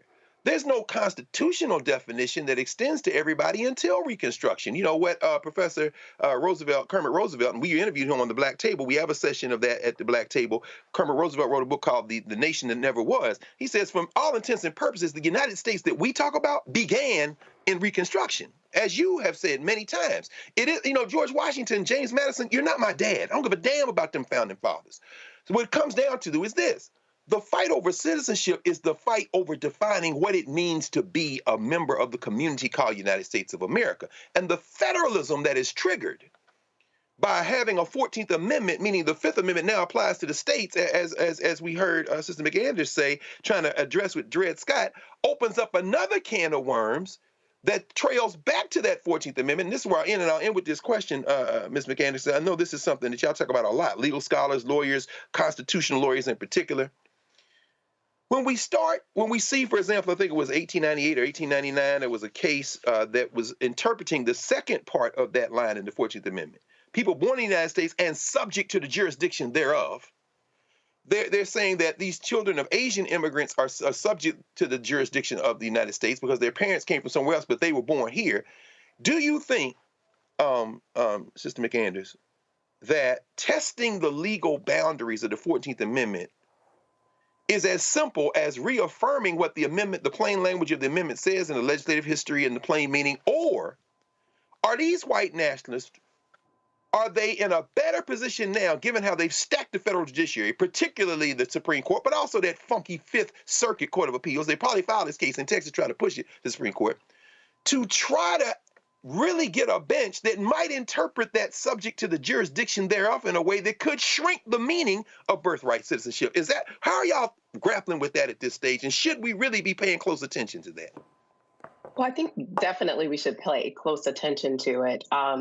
In the case in which the Legal Defense Fund is a party in New Hampshire, we're going to have a preliminary injunction hearing where the judge will make a preliminary ruling on that interpretation of the 14th Amendment. We also see there are other lawsuits across the country that challenge the same executive order.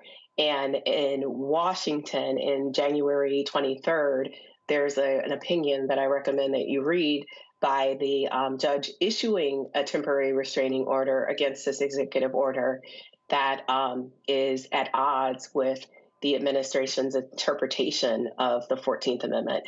And I recommend that we watch over the next 2 weeks. There will be a lot more preliminary injunction hearings where we'll see in different jurisdictions how the district courts interpret this provision. And we do need to pay attention to, when this case goes up, how the Supreme Court will interpret that clause subject to the jurisdiction thereof. Well, listen, I keep telling folk that this thing is real. We warned people what was going on. We've been laying out to them quite some time. And as you said, Carla, we got to be paying attention to all of it because everything is at play. Everything is on the table. And I fundamentally believe what Donald Trump, MAGA, and these Republicans want to do is and these billionaires who are backing them, they have been pissed off. They are pissed off that black women are going to college more than anybody else. They are pissed off that they have to compete in the workplace.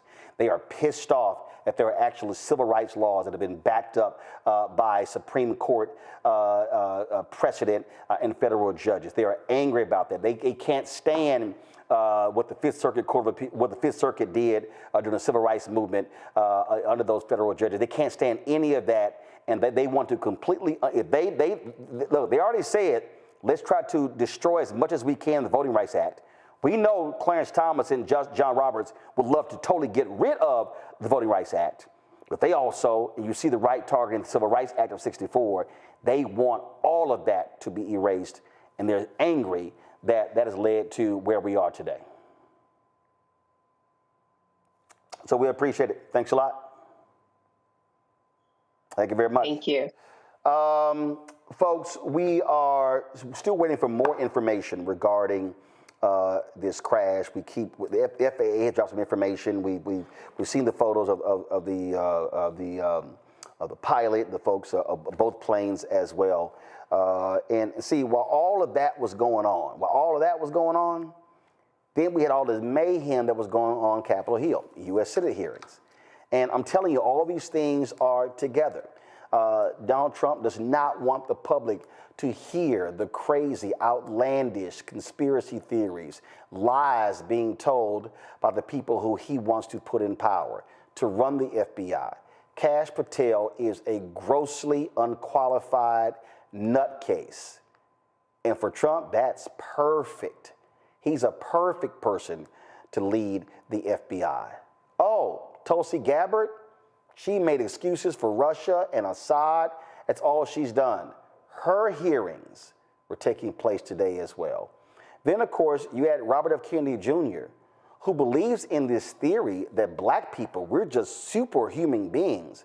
Listen to this exchange between him and Maryland Senator Angela Alsobrooks. Incredible.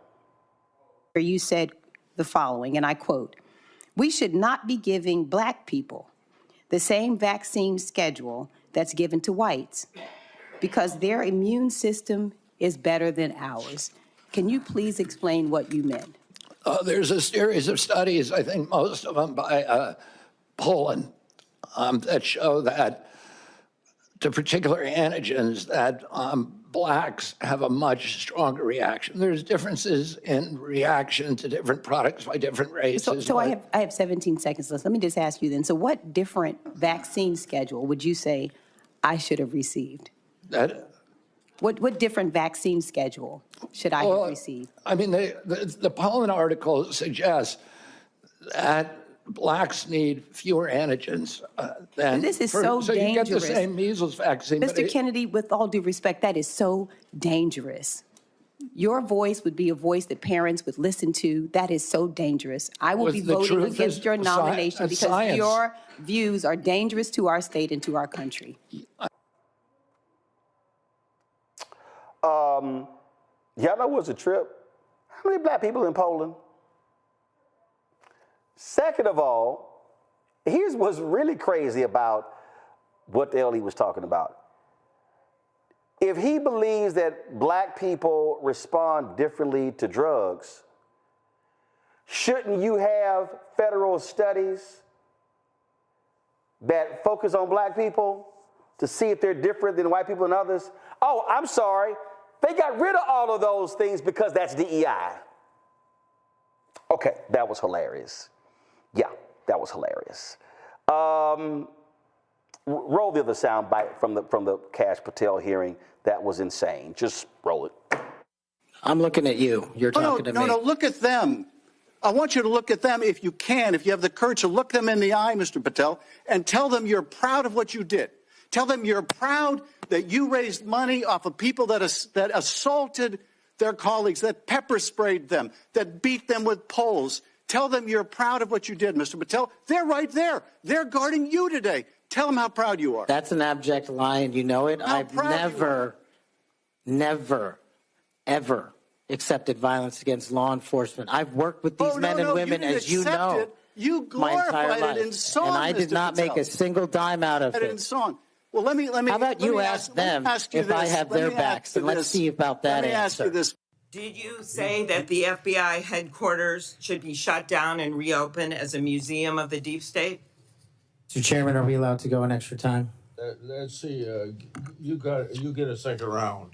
Before I call on Senator Lee. Could he just answer the question if he said that the FBI headquarters, where they investigate cybercrime and terrorism, should be shut down and opened as a deep state? Hey, Mr. Chair. As a museum. Did he say that the headquarters should be shut down? Mr. Chair. I deserve an answer to that question. He is asking to be head of the FBI, and he said that their headquarters should be shut down. Mr. Chair, parliamentary inquiry. You got anything you want to say, Mr. Patel, before I go on to Senator Lee? Simply this.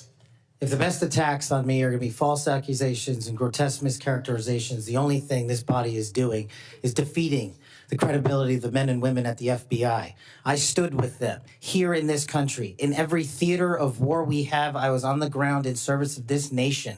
And any accusations leveled against me that I would somehow put political bias before the Constitution are grotesquely unfair. And I will have you reminded that I have been endorsed by over 300,000 law enforcement officers to become the next director of the FBI. Let's ask them. Mr. Chairman, I am quoting his own words from September of 2024. It is his own words. It is not some conspiracy. It is what Mr. Patel actually said himself. Facts matter. Senator Dick Durbin asked him about appearing on a podcast with a guy who loves neo-Nazis. Patel's like, I don't know who he is. Go. Play it. All right, I'll play it myself. I got it. Take my iPad. Stu Peters, does that name ring a bell? I'm sorry, what? Are you familiar with Mr. Stu Peters? Not off the top of my head. You made 8 separate appearances on his podcast. He promoted outrageous conspiracy theories and worked with a prominent neo-Nazi. There are more, Ted Nugent, it goes on, list goes on. I'm just asking, when it comes to your association with individuals, why are so many of them in this category? My association, as you loosely define it, is by appearing in media over 1,000 times to take on people who are putting on conspiratorial theories and to devour them of their false impressions and to talk. I'm sorry, I'm confused. Which is it? Do you know Stu Peters or not, Cash? I mean, I'm just confused. Oh, maybe you forgot this. Thank you so much for being here. We appreciate it. Thanks, Stu. Always love coming on your show. Cash Patel, thank you so much for making the time to be here with us. We appreciate it. Thanks, Stu. Appreciate it. Thank you so much for being here. We appreciate it. Thanks, Stu. Appreciate it. See you soon. I got to go, Cash. Thank you so much for being here. We really appreciate it. Thanks, up Stu. against a hard break here. Thank you so much for being here. We appreciate it. Thanks so much. Appreciate it, Stu. Cash Patel, thank you so much for being here. We appreciate it. Thanks so much, Stu. Appreciate it. You've got a great show. Thank you. These people are liars, Nola, and Trump wanted to distract the country from these 3 dangerous nominees, and that's what we have here. These people should not be confirmed, and I don't know if you actually have 4 Republicans with guts to vote no. You know, I want to start off by being just blatantly honest, Roland. You know, tonight, it took a lot for me to come here tonight. I'm not feeling well. I'm tired. Everyone has had an exhaustive week, but especially for the national security and foreign policy community, this has been heartbreaking and devastating because we take our work very seriously. The standard of person to hold these roles, I know on the Democrat side, you know, you basically have to be a near perfect superhuman being to occupy these roles. And then when you hear the excuse of DEI, and you're sitting there reading these folks' resumes, you know, I have receipts. You know, I have some skin in the game, and I am nowhere near qualified to be Secretary of Defense or DNI. But it doesn't seem to matter. Their resumes, their lukewarm resumes do not seem to matter because it's not about experience. It's not about leadership. It is about loyalty, and it is about making sure that the President of the United States, whatever his whims, flights, and fancies are, that they are carried out. And that's the danger. That's the threat. It is not about the oath to this country. And I need people to understand, those of us who have taken that oath, who takes that oath very seriously, it is to the country, it is to the Constitution, not to one person, not to one man. And one thing that these circus clown, I just want to say this last point, one thing that these circus clown hearings have shown, that it's not about the country. It is about loyalty to the President of the United States, and that is dangerous. Greg? I agree. Nola has laid it out. I mean, you know, and that's her bailiwick. That's her areas. National security. You know, Tulsi Gabbard should frighten anybody who thinks that they are in support of the United States of America, its foreign policy. You know, I'm not one of those people, but I do understand that there are some basic things that keep everybody safe, and that doesn't include the United States. It includes everyone around the world. And I'm not talking about much of a U.S. foreign policy, but I am talking about some critical elements that Tulsi Gabbard doesn't know about, couldn't command a knowledge of in a short order of time, and it really doesn't matter. You know, it's been said many times over the last several weeks that Donald Trump is not nominating folks for his administration. He's casting them. Square jaw, you know, Mr. Fool, Pete Hesketh. The FBI nominee, Patel's main, in fact, only qualification is ass-kissing loyalty. Yep. And so it doesn't matter what is said, as you said. And when we look at Bobby Kennedy today, talking about Medicare and Medicaid, not knowing the basics, Maggie Hassan, Senator Hassan out of New Hampshire, having to walk him through Medicare Part A, B, C, D, and he doesn't know, it doesn't matter. Right. Because he's been cast in that role. Now, and I'll end with this. These things, as onerous as they are, 53-seat majority for the Republicans, I talked with a sister today, a great grandmother who has a great grandson who would suffer if they cut these things, Medicare and Medicaid, who was saying, I'm in Ohio, and they elected 2 circus clowns, including the guy that put Sherrod Brown out of office. So they're going to be appointed. They're going to vote for them, and nobody's going to say no. And the only question then is, what do we do in the wake of that? And that really is anybody's guess at this point if we don't get very busy and very organized very quick. Reese. Yeah, the reality is that the ineptness and unfitness is really the feature, not the bug, of these nominees. Donald Trump wants people who, to both Dr. Carr and Dr. Nola's points, are fiercely loyal, but more importantly, people that have no integrity, no conviction, no core that grounds them, no integrity, a willingness to lie in the face of their own quotes of words that have been documented on video, on paper, and say, I don't know what the hell you're talking about. The ability to lie through their teeth and really not give a fuck in front of the whole country and gaslight is exactly why these people are here. He couldn't put qualified patriots, if we want to go there. He couldn't put qualified people that, even though I don't have an ounce of agreement ideologically with Republicans, he couldn't put a Mark Milley or others in there that are going to serve the country. Right. These people are there to serve him and him alone. And unfortunately, that's absolutely gonna fuck us all, including MAGA voters. And for the people who go, oh my God, we didn't know. You had 4 years of this before and you still accepted it.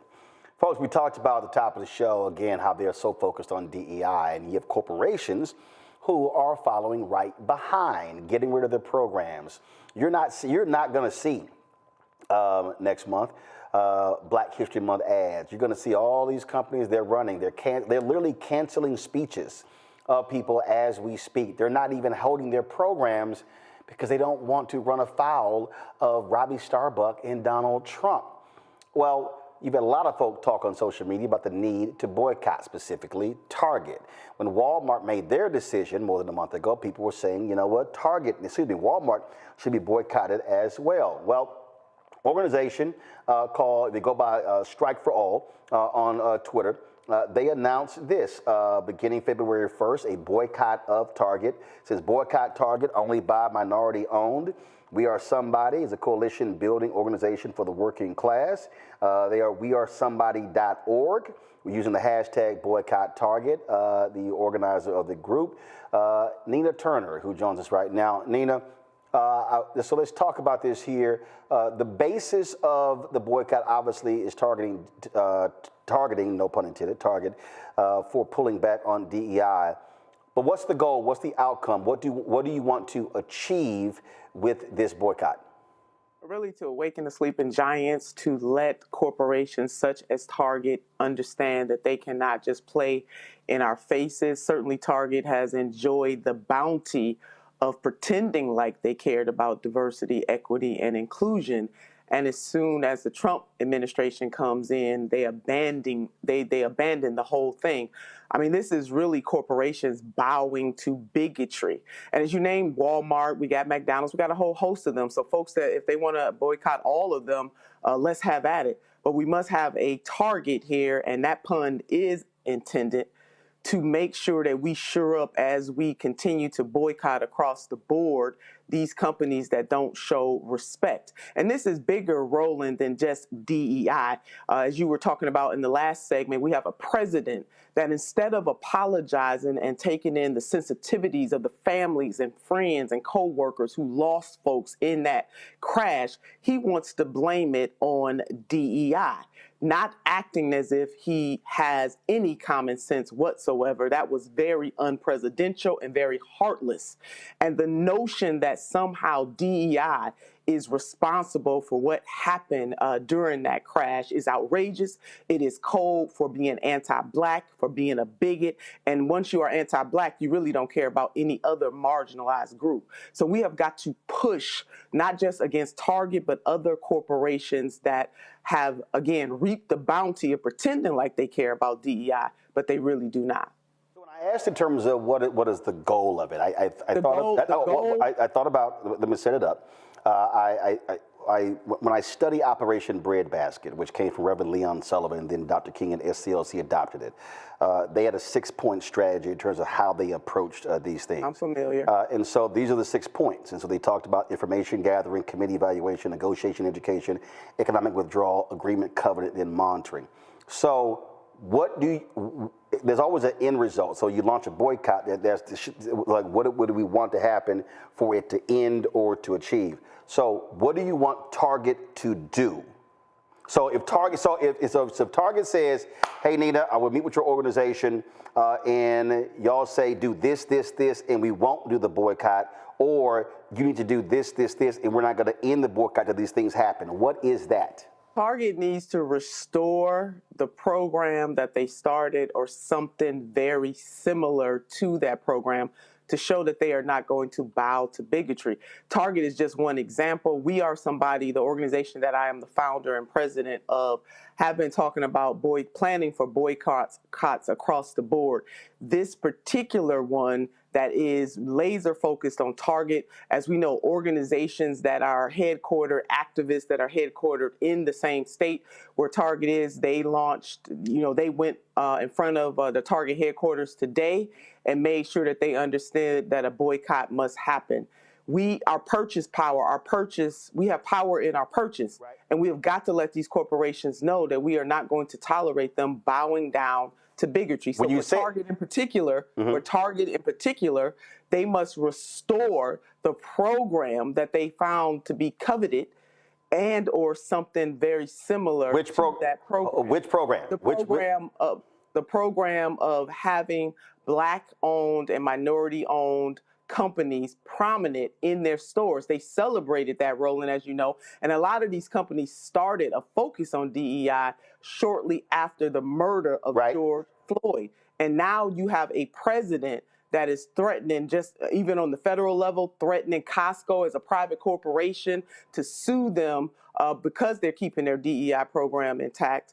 We just can't stand for it. And this won't be the first boycott. This is the start. So that part there in terms of the program to bring in more Black-owned products, that's that.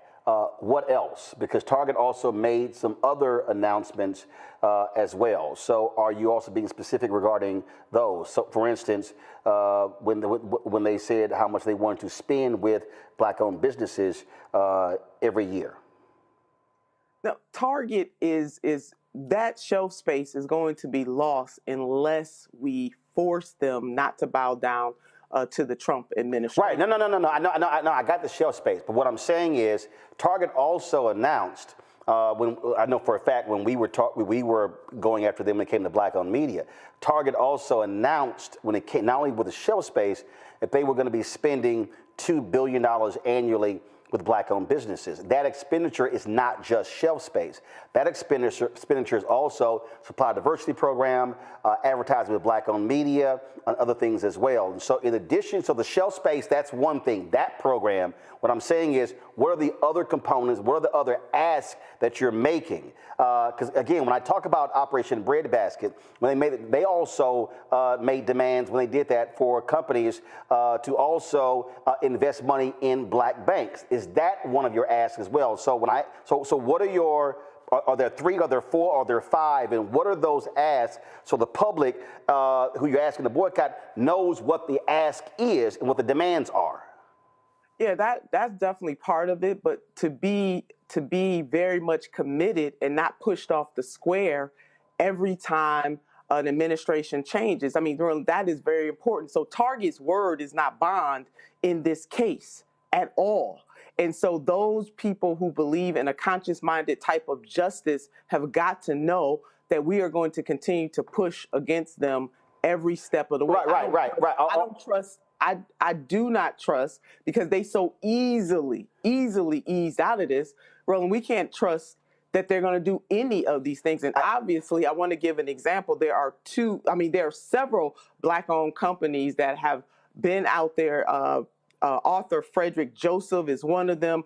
Oh Happy Danny. These are Black companies that are in Target right now who have said, take us, we want no part of Target. The other thing that We Are Somebody has done is we created a list of those businesses that are in Target right now with their websites, because as you know, a lot of people are saying those companies would be hurt by that. When we can cut out the middleman and go directly to the websites of those companies to support those Black-owned companies and other minority businesses.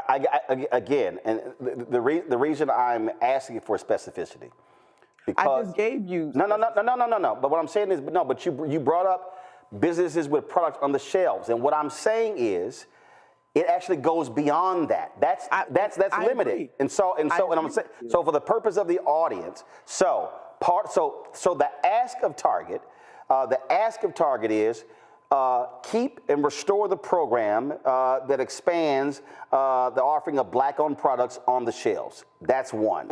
Or something that is similar to that. Okay. And be fully committed to diversity, inclusion, and equity. But no. But what does that mean? That means investing in Black-owned companies and other minority-type businesses. No. Through what means? Because I think we have to be specific in the ask. Am I not being specific? To be honest with you, you're not. See, I'm just being honest. You know what? You're saying that I'm not being specific, but I'm being very specific in the ask. If other people have other asks that they want to add onto this, this is a beautiful thing. We're working with Until Freedom right now. We're building an entire coalition around not just, this is bigger than DEI. Right. This is going to be a full frontal attack, Roland, full frontal attack on Black people in America. And so we have got to push back on companies like this when they take actions like this. So this is just the beginning. Oh, no, I know. I totally get that, and I understand that. Well, all I'm simply saying is, again, is the question of, okay, fine, guys, for instance, we already know they got 2 Black board members. So, guys, that doesn't mean anything. No. I get that. Follow me here. I'm going somewhere. Just hold on. What I mean by that is, previously when you've had boycotts, that's been an ask. And so the products on the shelves, that's one.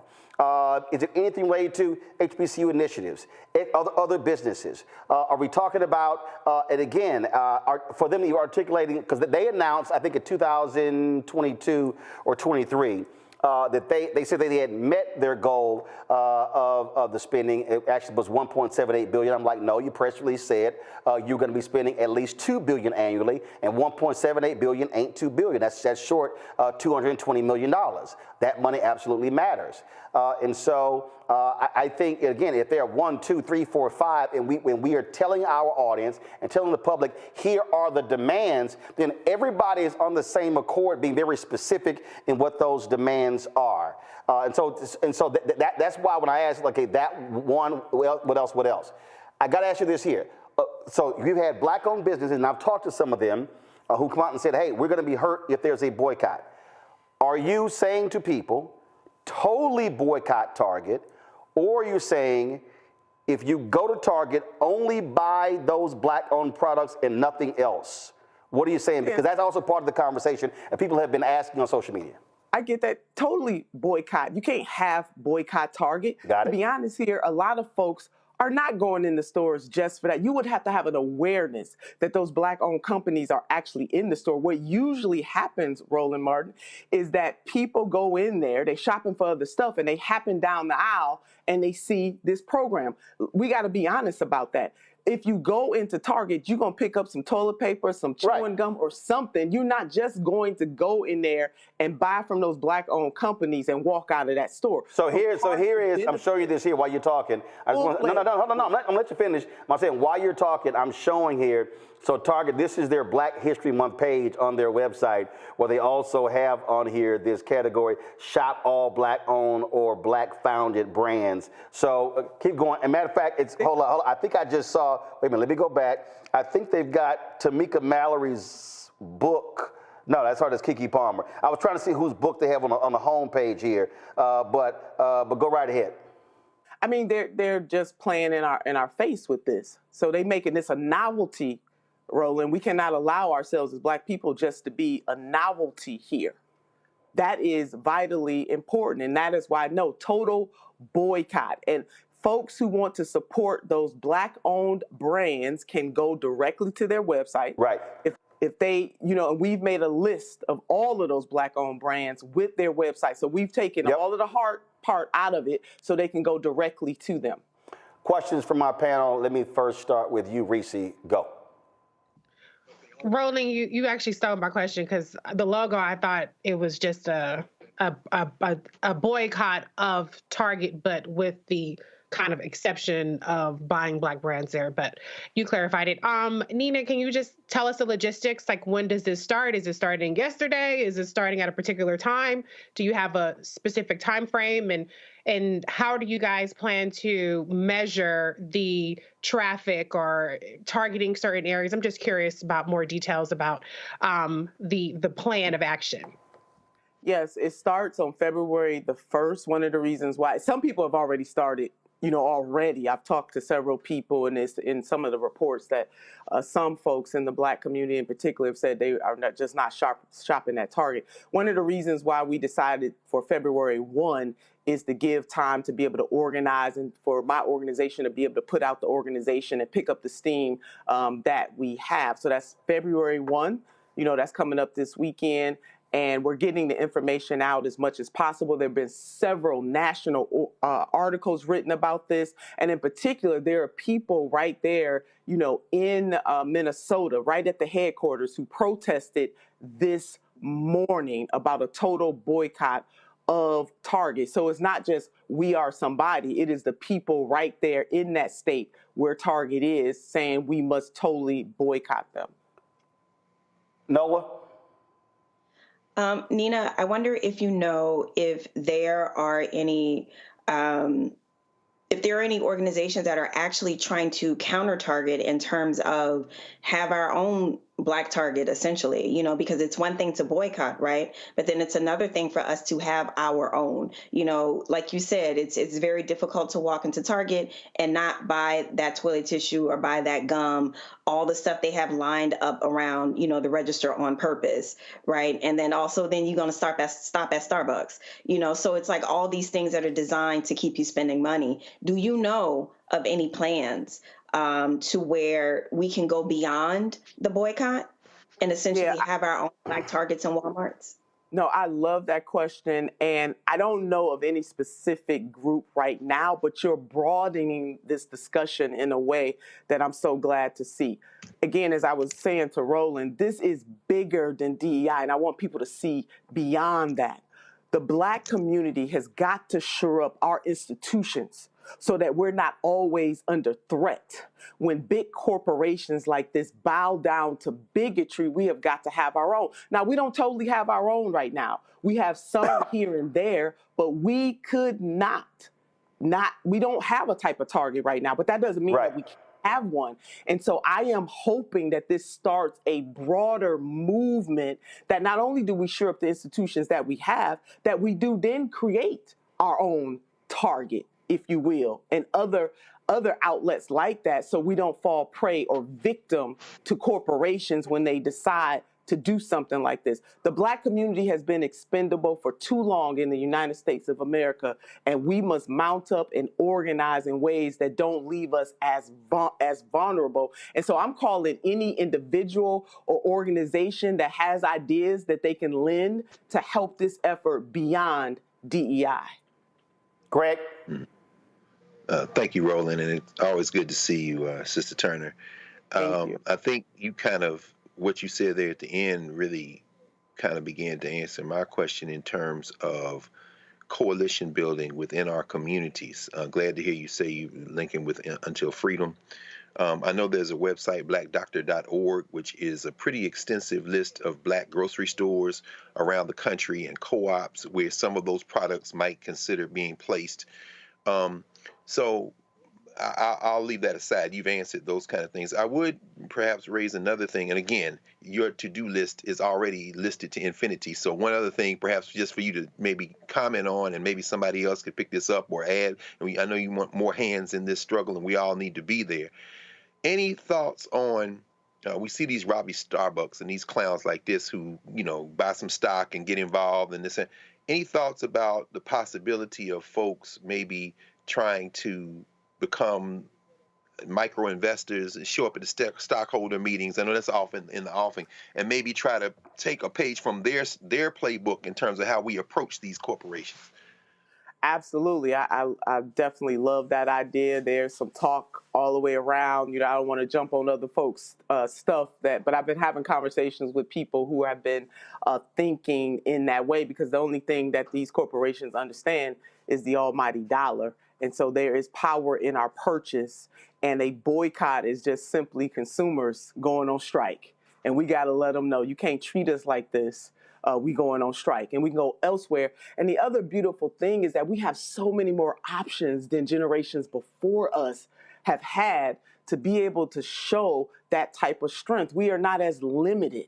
And so it's Target today, it'll be other corporations tomorrow, but we got to stay in solidarity for justice. And that really is why We Are Somebody launched this boycott, and are more than willing and able to take in other ideas and other people who are willing to join us in this consciousness and justice pushing fight.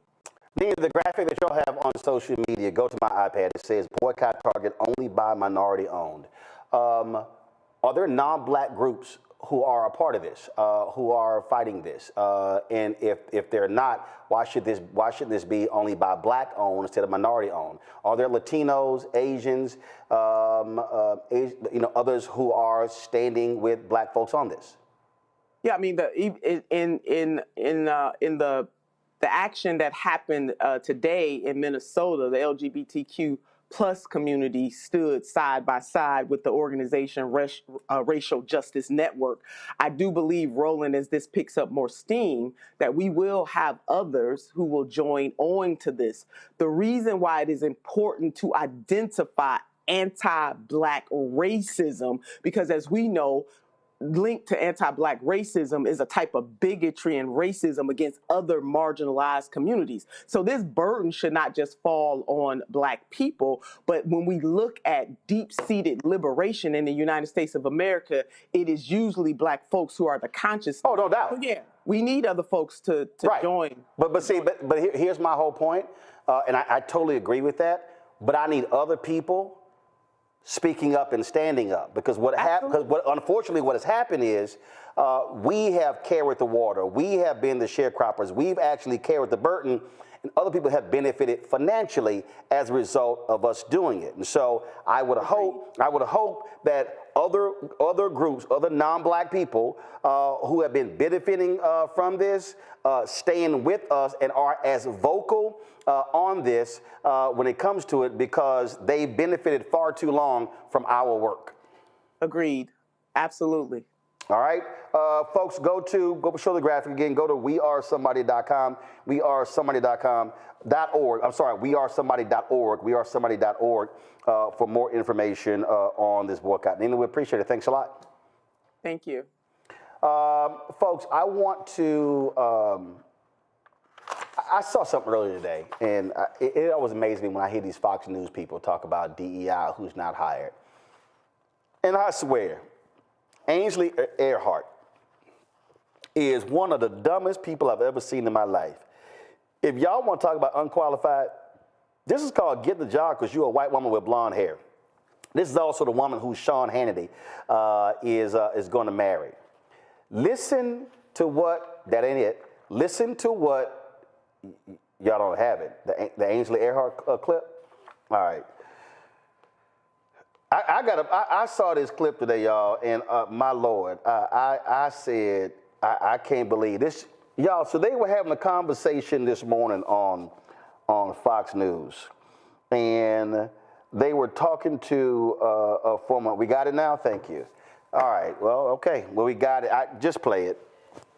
Jake, you just don't see it from these divers' perspective, but, you know, as a former door kicker and Navy SEAL, you've flown in those Black Hawks before. When you saw the crash, what was your reaction to that? We're talking about experienced pilots there. So I talked to one of my pilots that flies into DCA all the time, and he said that the big difference is the commercial airlines have a TCAS system, which is a avoidance system that they have, and the Army helicopters don't have it. The Army helicopters don't have transponders broadcasting locations. So, you know, as a guy that's ridden in helicopters, I'm going to tell you right now, I was down at SEAL Team 8, and we had 5 helicopter crashes down there. Helicopter is not your friend when it's falling out of the sky. It's a tough question to ask, Jake, but I always think about this when we report on someone who has died. What were those last moments like? Because you don't want anyone to be scared, but you also want people to say their prayers before and have a little bit of time. But if I were in that situation, you just want it to be quick, you know? So do you think when the plane crashes, when something like this happens, there's no pain, right? The people don't experience that. Golly, can you give me a harder question? I know, Golly. I know, but I just want to make sure they didn't fall through the air and land on the water. Yeah, I mean, I can't really go out and say that. It was a pretty kinetic crash. We've all seen the big explosion. Obviously, the helicopter's rotor blades went through the bottom of the aircraft. Aircraft turned and crashed into the water. I imagine at most you had probably 8 seconds of just absolute terrifying fear. I mean, we obviously can't go talk to any of the victims, but I mean, probably the most horrific thing that you could live through.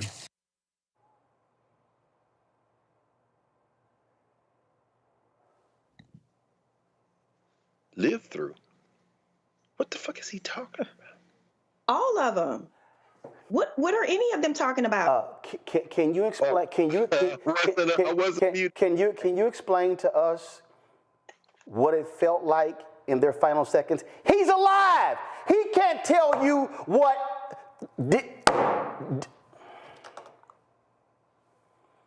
This fool.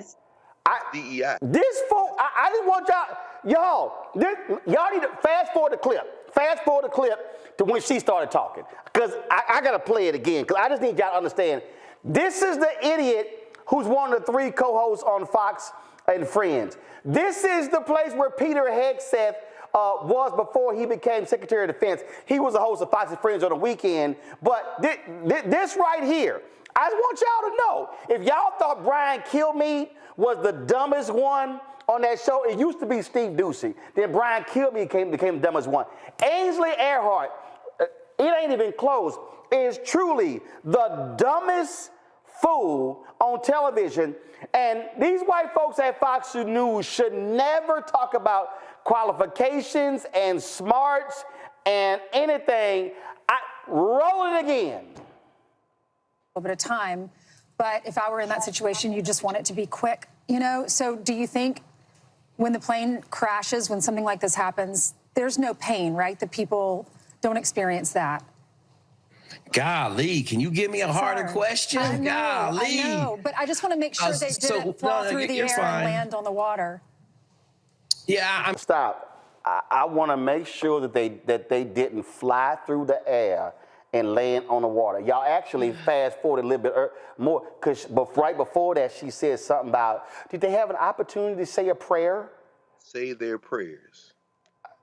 Bitch, if they had time to pray, he had time to pivot and not ram straight into a damn jet. It's the disconnected delusion for me. Like this dissonance that they have with reality. You know what I mean? Like there was no pain, right? In what world would I'm sorry, a helicopter, a plane on its descent, a helicopter flies into them that causes an explosion. And well, I just want to make sure that they didn't fly through the air and hit the water. According to one report, they found a section of the plane of 27 people still in their seats. So yeah, Ainsley, they hit the fucking water. It's, Roland, I mean, what we saw there, of course, is DEI. No, actually, actually, here's why I don't use that, because that's how they use it. That's white privilege. No, that's what I mean. Whiteness is the ultimate DEI. In other words, the only qualification you have is white. And that has been the case for 500 years. And that's exactly what I meant by that. While we were on the air, I got word, and I guess, because I'm not really on social media. I know what you, go ahead. Well, I got word that Kia Duggins, who was set to be my colleague at Howard over at the Howard University School of Law, was among those who lost her life. And to ask whether or not there was pain, or did you have to say your prayers, that type of stupidity is only suborned in a society where you get not a half pass, not a quarter pass, but a whole pass. And I know you saw Trump sitting in the Oval Office when the reporter asked him today, do you have a plan to go visit the site? And he's like, yeah, what, the water? The water? No. I mean, what, you want me to go swimming? With a smirk on his face. The only way you get, if you said that, they would run you out of the country. You understand? If that had been a black woman sitting there saying that, I can only imagine the vitriol that they received. But more importantly, Professor Duggins and everyone, those children who the gymnasts, I mean, even Nancy Kerrigan, and for God's sake, what's the woman that hit her with the head, hit y'all put on her? Tonya Harding. Sonia Harding, even they had statements today. Everybody is in solidarity with feeling the pain of these families, and this person sits up and starts talking about prayers and hitting the water, and still has a job. In fact, you might look around, and if this Junior Huckabee, who worked for Huckabee apparently for 3 years, if she doesn't work out as press secretary, hell, that she might be the next damn White House press secretary. We are past any idea that we can somehow reason with people for whom the defining element of their existence is their whiteness. You can't do that. That's irrational. I told y'all these people are crazy and stupid, and they're absolutely nonsensical, and they're not smart. So don't ever, I was in a chat, and somebody said, hey, and the way we need to respond to these people, we need to tout our degrees. No, I'm not doing that. I need every black person listen to me right now. And if I sat here and had Nola lay out her credentials, and Greg lay out his credentials, and Reese lay out her credentials, and I lay out my credentials, let me tell you something. These white races, it don't matter. We could have 7 degrees each. You know what they're gonna say? You're a DEI hire. You're a DEI hire. And all y'all white women, they talking to your ass.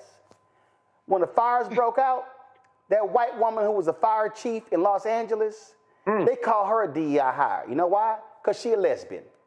They sat there, they will call you whatever. And I showed y'all how they hit Nancy Mace. Nancy Mace was defending herself. Oh, I did this, and I got into the Citadel. And them white men like Matt Walsh said, oh yeah, that was a male-only place, and you sued, and that's how you got in. So you got in because of DEI. These white racists, they want heterosexual white men running everything. And guess what, all you dumbass white women, 52% that voted for Donald Trump, they can't stand your ass. I keep telling y'all white women, they want your ass to stay in that kitchen. The only clock they want you to look at is the clock on the stove. They want you to lay down, shut up, don't even moan, and birth their babies, and stay at home and take care of them. And y'all silly asses vote along with these white men. They don't want your ass in the workplace. They are mad as hell that y'all now can get jobs. These white men, they want America from the 1930s and 40s and 50s, when white women knew their place, when black people knew their place, when Asian people knew their place. And Asian folk, y'all can keep, I love it how y'all sued Harvard and won and got rid of affirmative action, but then the white folks kept whiting and kept their places at Harvard, and y'all numbers dropped. Then y'all want to holler, y'all want some quotas. Well, yeah. That was I think they want certain women in the workplace just to look at them, not to be functional. No. They don't even want to look at the white women in the workplace. They don't even want to look at them. Them, I think so. No, they don't even want to look at it. They don't want their asses there. And if they are there, they want them to shut the hell up, wear low plunge outfits, and don't say nothing. That's what they want. So people just need to understand what we're dealing with here. I need Democrats to stop trying to reason with these crazy people. People can say, oh no, we need to be able to go talk to them. You cannot reason with a racist and a sexist who wants to tell you they are not a racist and a sexist. Greg mentioned, sister, I saw this moments ago, it came across. This is Kia Duggins, Professor Kia Duggins. This tweet here, she was flying to DC, y'all, to start as a professor at Howard University School of Law in the fall. And she was one of the folks who perished on that plane. And so certainly our condolences go out to her and her family. Let me close the show out with this, and I'm gonna have the panel weigh in on this. I received a text message today from a movement leader, a committed activist, somebody who has put their life on the line. And the person tweeted me and they said, I need you to get me together. I'm feeling discouraged, wanting to cry. The person said, and this is how I responded. I responded by saying, Fanny got hit in the head with a hammer but kept moving. I said John Lewis had his head split open but kept fighting. I said Medgar was gunned down in his driveway but Murley never gave up. Mother Emanuel was burned down to the ground by the racists, but it was rebuilt. A.J. Smitherman had his paper destroyed in the Tulsa race riot, but he fled to Buffalo and opened another black newspaper. In this moment, freedom fighters have to give our people hope. They want to be led. This is where they are needed the most. Response was, you're right, we've been through and through. I know it's just overwhelming. The ignorance online is really bothering me. I have to stop paying attention to them and stay straight ahead. So for those of you who don't get that, maybe some of y'all are so holy you can understand this in biblical terms. And there are a lot of people, and look, I've gotten text messages, I've gotten phone calls, I've gotten emails, I've gotten people who I know very well, people who have been protesting, people who have been organizing, people who have been mobilizing, and they've been like, Roland, I'm tired. You heard Nola say earlier, I almost didn't come on here. I'm sick and I'm tired. Folk talk about being depressed. They talk about what they're going through. They talk about, I just can't handle it. This is just too much. This is overwhelming. When is this all going to end? And on and on and on. And y'all have heard me say on this show that praise the Lord, the ancestors never gave up. Praise the Lord that the ancestors fought through those moments, but they still said, you know what? We got to keep swinging. So I had to explain something biblical to the person who texted me. And I'm not going to tell you if it's a man or a woman, but I'm just telling you, this is what I said to them. What they are experiencing is no different than what the prophet Nehemiah experienced. Nehemiah was concerned about the people of Israel because he had heard that the wall that protected them had crumbled. It was so bad that the king said, Nehemiah, what's wrong? And Nehemiah told him what was wrong, and he said, well, go check on your people.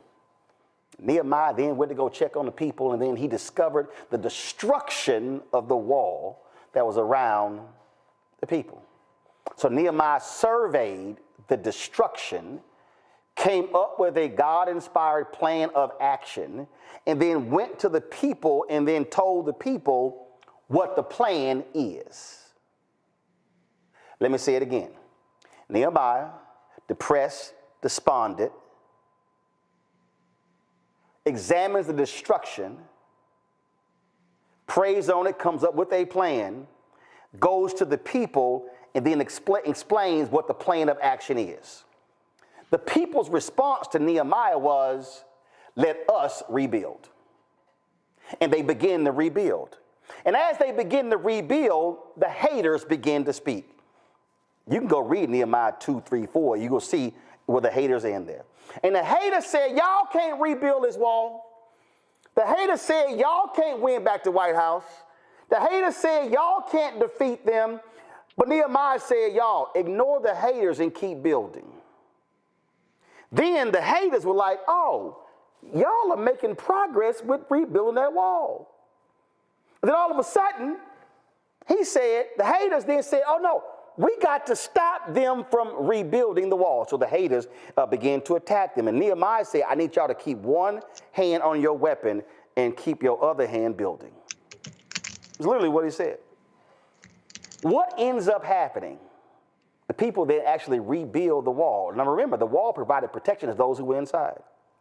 But what I love about when you read Nehemiah is that they actually list all the people who did the work.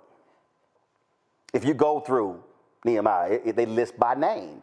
These people built this portion of the gate. These people built this portion of the gate.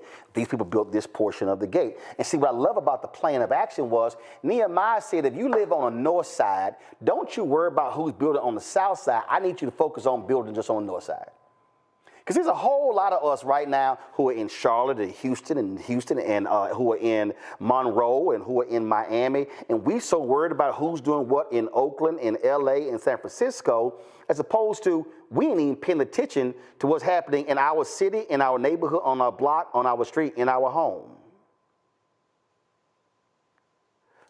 The people who did the work in rebuilding the wall had their names mentioned, and they will be known for eternity because they didn't punk out. What am I saying? You might be depressed, despondent, upset, angry, mad, inconsolable that these idiots are in the White House, that they control the House, they control the Senate, they're going to be able to appoint federal judges. You're literally saying, oh my God, the institutions that we have, these people have no guardrails. What you're actually saying is that the wall of protection has crumbled. So what is needed? We discussed this last night with Tiffany Dean Lofton. This is a moment that requires modern day Nehemiahs. This is a moment that requires modern day Nehemiahs to inspect the destruction around us, then begin to pray to God. If you really want to go to Habakkuk chapter 2, write the vision down, make it plain, then wait. You can go read that as well. So this requires modern day Nehemiah to inspect the destruction, communicate with God, come up with a plan, and then take it to the people. See, I saw some of y'all comments in the chat. Y'all were like, why is he pressing Nina Turner so much? Because that's called articulating the plan to the people so the people can say, let us boycott. Let us rebuild. So in this moment, the challenge to black leadership, which Frank Ski talked about in his video, the challenge to black leadership is, are you a modern day Nehemiah? Are you surveying the destruction? Are you then crafting a plan of action? And are then you coming to the people to say, let us rebuild? And then will the people actually stand with you? Because there's a whole lot of people who are more like the haters who are saying, y'all cannot rebuild that wall. There are people who are saying, y'all can't mobilize and organize. Y'all can't get folks out to vote. Y'all can't raise money. Y'all can't do any of this. That's what the haters are saying. And the problem is when too many Nehemiahs are listening to the haters and they don't have their focus on the folks building, then your focus is misplaced. So I said to this person, I need you to stop listening to the haters. In our chat room right now are haters hating on me in the chat. Do you know why I don't care? Because I'm not on their YouTube channel, they on mine. Yikes! See, when you have built something, the haters gonna show up to throw stuff at you. And your response is, in the words of Della Reese from Harlem Nights, kiss my entire ass. Because I don't care. You can't waste your time with haters. You can't waste your time with online trolls. And you can't waste your time with people who do not want to help build. If we are going to deal with the craziness that is already confronting us, then what we have to do, some of us need to go off, take a respite, take a vacation, go away, do a sabbatical. I'm going to help y'all. How do you navigate this here? Folks were blowing me up after 11 a.m. Are you watching this? No, I'm not. What are you doing? I'll see it later. But I'm not talking to you right now, because what was the point of me getting mad and pissed off at 11 a.m. when I don't go live till 6 p.m.? So now for 7 hours, I'm carrying that bullshit around, and now your stress levels are going up. So I said no. So I told this person, get off social media. If you see some bullshit, move past it. And then I said, I was reading Bill Russell's book while I was working out on the treadmill. I then put it down. I had the music going. I had my Vibes mid-tempo playlist going to allow me just to think and process and not read tweets, not read text messages, not take phone calls, but allow me to settle my spirit. And then when I finished working out, had my meal, got ready to come to the office to do what I do. You have to create a plan of action that puts you in a position where you are not stressed and you are not losing your mind. And you're going to have to even tell, listen, my daddy called me. Can you believe this? No, Daddy, I didn't see it. I was respectful. I listened to my daddy, but I wasn't actually trying to have a conversation about what Trump had to say, because I knew what I was going to have to do 7 hours later. And I get it. I get it. And I appreciate my dad calling. And I appreciate my dad texting. But in order for you to deal with what's happening, let me help y'all. He going to be in there for another 207 weeks. And so you have to create your own personal, what y'all call it? Not self-healing. What's that phrase y'all use? Self-care. Yeah, you got to figure out your own self-care. Yes, sir. But the most important thing that you have to figure out is you cannot allow other people's distress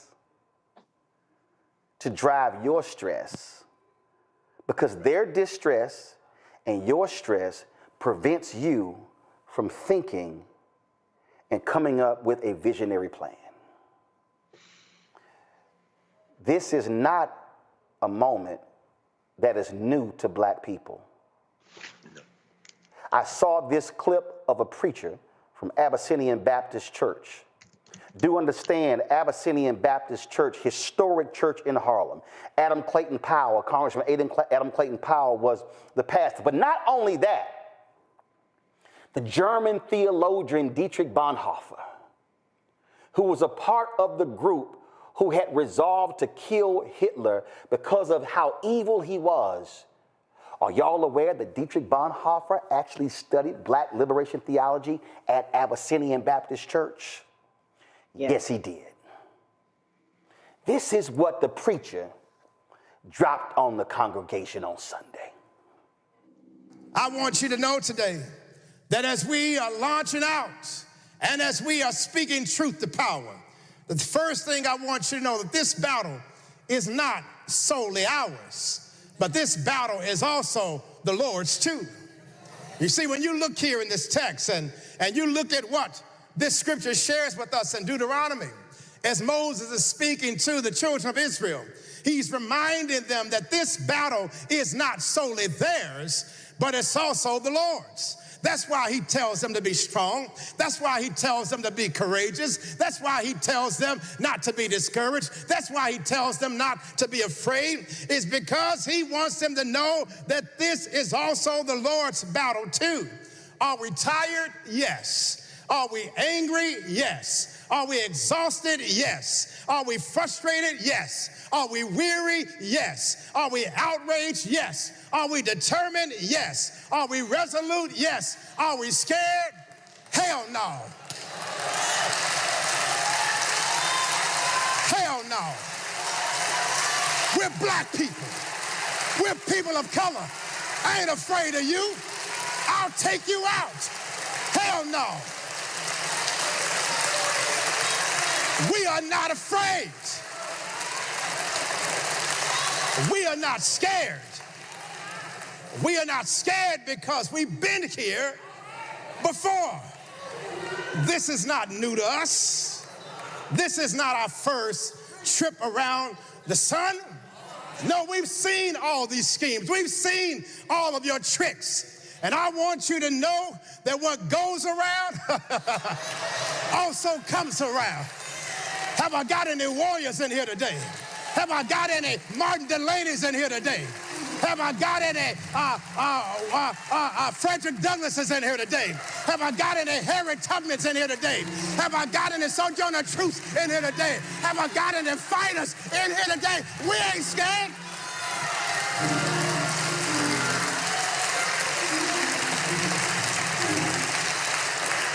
You see, it's in our DNA that we are survivors. It's in our DNA that we are overcomers. It's in our DNA that we are resistors. It's in our DNA that we are defiers. It's in our DNA that we are change makers. It's in our DNA that we are revolutionaries. It's in our DNA that we are prayer warriors. It's in our DNA that we are activists and challengers, liberators and perseverers, prevailers and conquerors, and America's greatest nightmare. No, we ain't scared. That was Pastor Kevin Johnson. This is a moment where prophetic voices, the Nehemiahs, stand up, but we also need the people to commit to say, we will rebuild. Final comments? I'll start with you, Reese. I wouldn't dare follow that to try to act like I can preach a sermon, so I'll just say amen. That's it, amen. Nola? All of that touched a lot of, hit a lot of the right notes for me. I definitely, my concept of Christianity and religion is built around liberation theology from a Catholic perspective. So for me, social justice, standing up, I always joke and say that I know I have at least about 15 good angry slaves living inside of me. Like, I'm not even kidding. Like, which is why I'm sitting here tonight. Even though my body hurts, my brain hurts, because there's so many people pulling at you. They want your ideas. They want to organize, and you take all that into your body. And so while I'm thinking mentally, oh, I'm strong, I got this, my body is telling me, no, you need to slow down a little bit.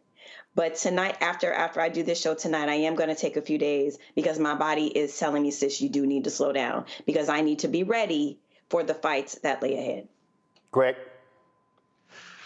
Yes, sir. 1959, W.E.B. Du Bois wrote an essay called Africa and China.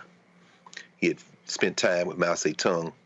Of course, Du Bois had traveled the world by then. He only had another about 4 years to live, but he was approaching his 90th year. Actually, he's 91. And he said, among other things, Africa learned from China. He wasn't just talking to the African continent. He was talking to African people. We are the first humans on the planet. This is our little corner of a cosmic existence that is infinite and eternal. Right now in China, as they unleashed an AI that has embarrassed these white trillionaires and left them scrambling and sent their stock market nosediving for a moment before they recovered with bluster and bravado temporarily, the Chinese are not experiencing panic because they are not just a country, they are a civilization. And they experience even as we just passed the Lunar New Year yesterday, they're experiencing the rise and fall of the West as a temporary condition. Africa learned from China. Africans learned from China. We gave the world the faith tradition, the spiritual tradition that birthed the traditions that birthed what we just heard. First with Judaism, then Christianity, then Islam, the Abrahamic faith traditions, which are only a speck or a small extension of the broad spiritual traditions we have. The ancient Egyptians had a concept that they called ma'at, realizing that all of these things we call religions are pale attempts by human beings to comprehend something that is beyond our comprehension, even as we are part of it. But the Egyptians would say that everything that is always has been. And the things that we experience as tragedies and the things that we experience as painful and the things we experience as somehow irrevocable or inevitable are merely iterations of something that is always balanced. Elon Musk, Donald Trump, they're temporary irritants. They are our wayward children, descended from those Africans who walked out of Africa millennia ago, adapted to other circumstances, and came back into Africa somehow with their minds left and gone. We will not only survive you, we will transcend you.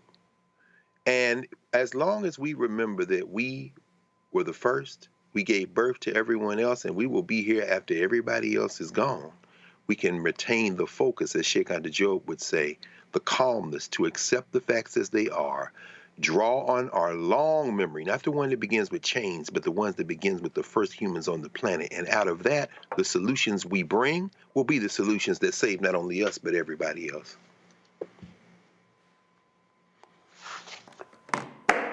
Noah, Reese, Greg, I appreciate all three of you being on today's show. Thank you so very much. Folks, you've heard me say this time and time again, and I'll say it right now. Ain't no millionaires and billionaires contributing to our show, even the black ones. Do you have major advertisers who are spending their ad dollars with us? Absolutely not. Because the agencies say that, well, we don't do news. We can't do news. But I see these ads on Fox News. I see the ads on CNN. I see them on MSNBC. And there were people who literally said, oh, no, this ain't going to work. This is going to fail. Here we are 6 years and 4 months later, 1.58 million followers, started with 157,000. But it's also because of our fan base who contributed. 10,000 people watching live just on YouTube. More on our app, more on YouTube and the other places where we stream. And it's a lot of people. And they're people who I know personally, people who call and ask me to do favors, who don't even contribute to the show. There are people I've seen on social media talk about how we got to support, build our own ecosystem, support our own, who don't actually do it. My man Michael Harriet used to be with The Root, launched something called Contraband Camp. Last night, I signed up, $59.99 for a year. Because I can't say we need more black media, and I can't say that, but then I don't actually support it. Other people who I've actually poured into, invested in. So when I ask you to join us, there are people who are in our YouTube chat who are joining in. We don't charge a subscription fee. There's no minimum amount we charge you.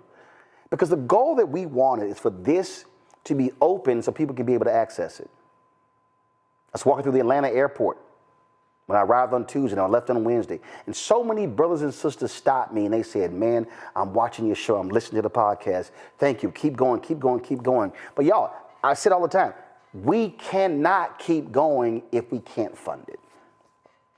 The lease of our office is up next year. It's going to be an increase. When we talk about staff, there are some positions that we would love to fill. Today, we actually shot 2 pilots of a show that I would love to launch, and we're going to run those shows in the next 2 weeks. There are 2 of the shows that we're planning pilots on. That's going to cost money for the people producing and working it and for the people who are hosting the show. Because I'm not saying please work for free. But we are not going to be able to have voices that speak for us if we don't support those platforms. So I do what I'm asking you to do. I literally support other black-owned media platforms because we need more of the voices than just me. I'm just one person. But I want to create Black Star Network to create more Black Stars.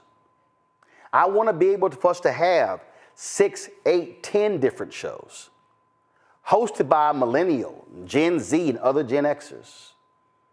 I tried to do a show with a Generation Alpha, but the ask of his daddy was so outlandish that I said there's no way I can even do that. But there are others who I'm looking at. Oh yes, when I travel the country, I'm paying attention and I'm looking at people who are 12 and 14 and 15 years old and watching them saying, how can I support what they're doing and build the next generation? So when we ask you to support us, when I say we want 20,000 people on average giving $50 each, which comes out to $4.19 a month, 13 cents a day, y'all, that's $1 million. That $1 million from those folks is huge. Brother hit me today. He said, man, I've been talking about contributing. He said, I finally did it today. He contributed $250. There's some other people I saw, they contributed $10. Somebody contributed $1.08. That 8 cents matters just like it was $800. It all adds up. So what we do here is what nobody else in Black-owned media is doing. We are trying to build a network of multiple voices that will speak to our people in a way to serve as giving the clarion call to justice, to truth, to honesty, to decency, the people who are going to cast the vision.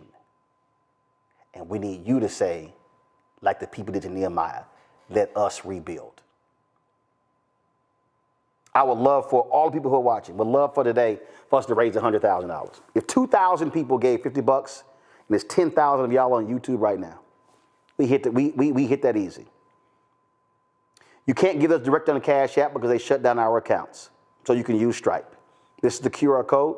I posted the link directly in the YouTube chat. But if you want to use Cash App for Stripe, it's right here. This QR code, if you're listening, go to blackstarnetwork.com. If you want to give via PayPal, PayPal is paypal.me/rmartinunfiltered. Venmo is venmo.com/rmunfiltered. Zelle is roland@rolandsmartin.com, roland@rolandmartinunfiltered.com. If you want to be old school, so your check and money order, P.O. Box 57196, Washington, D.C., 20037-0196. And let's say you want to get my book, White Fear. Well, guess what? Every book that we sell of White Fear, the proceeds go right back into the show. And so you can get them at those bookstores. You can go online. I'm trying to here's the whole deal. I would love for us to bypass those stores, and you can actually do it directly. But I'm working through that now. I just got to figure out, I need to have somebody who can actually handle the orders and print the labels and take them to the post office. But I'm working on that. You can get the audio version I read on Audible. I told you my office, they sent me copies of my book, The First. And Terrell, go grab my Listen to the Spirit Within.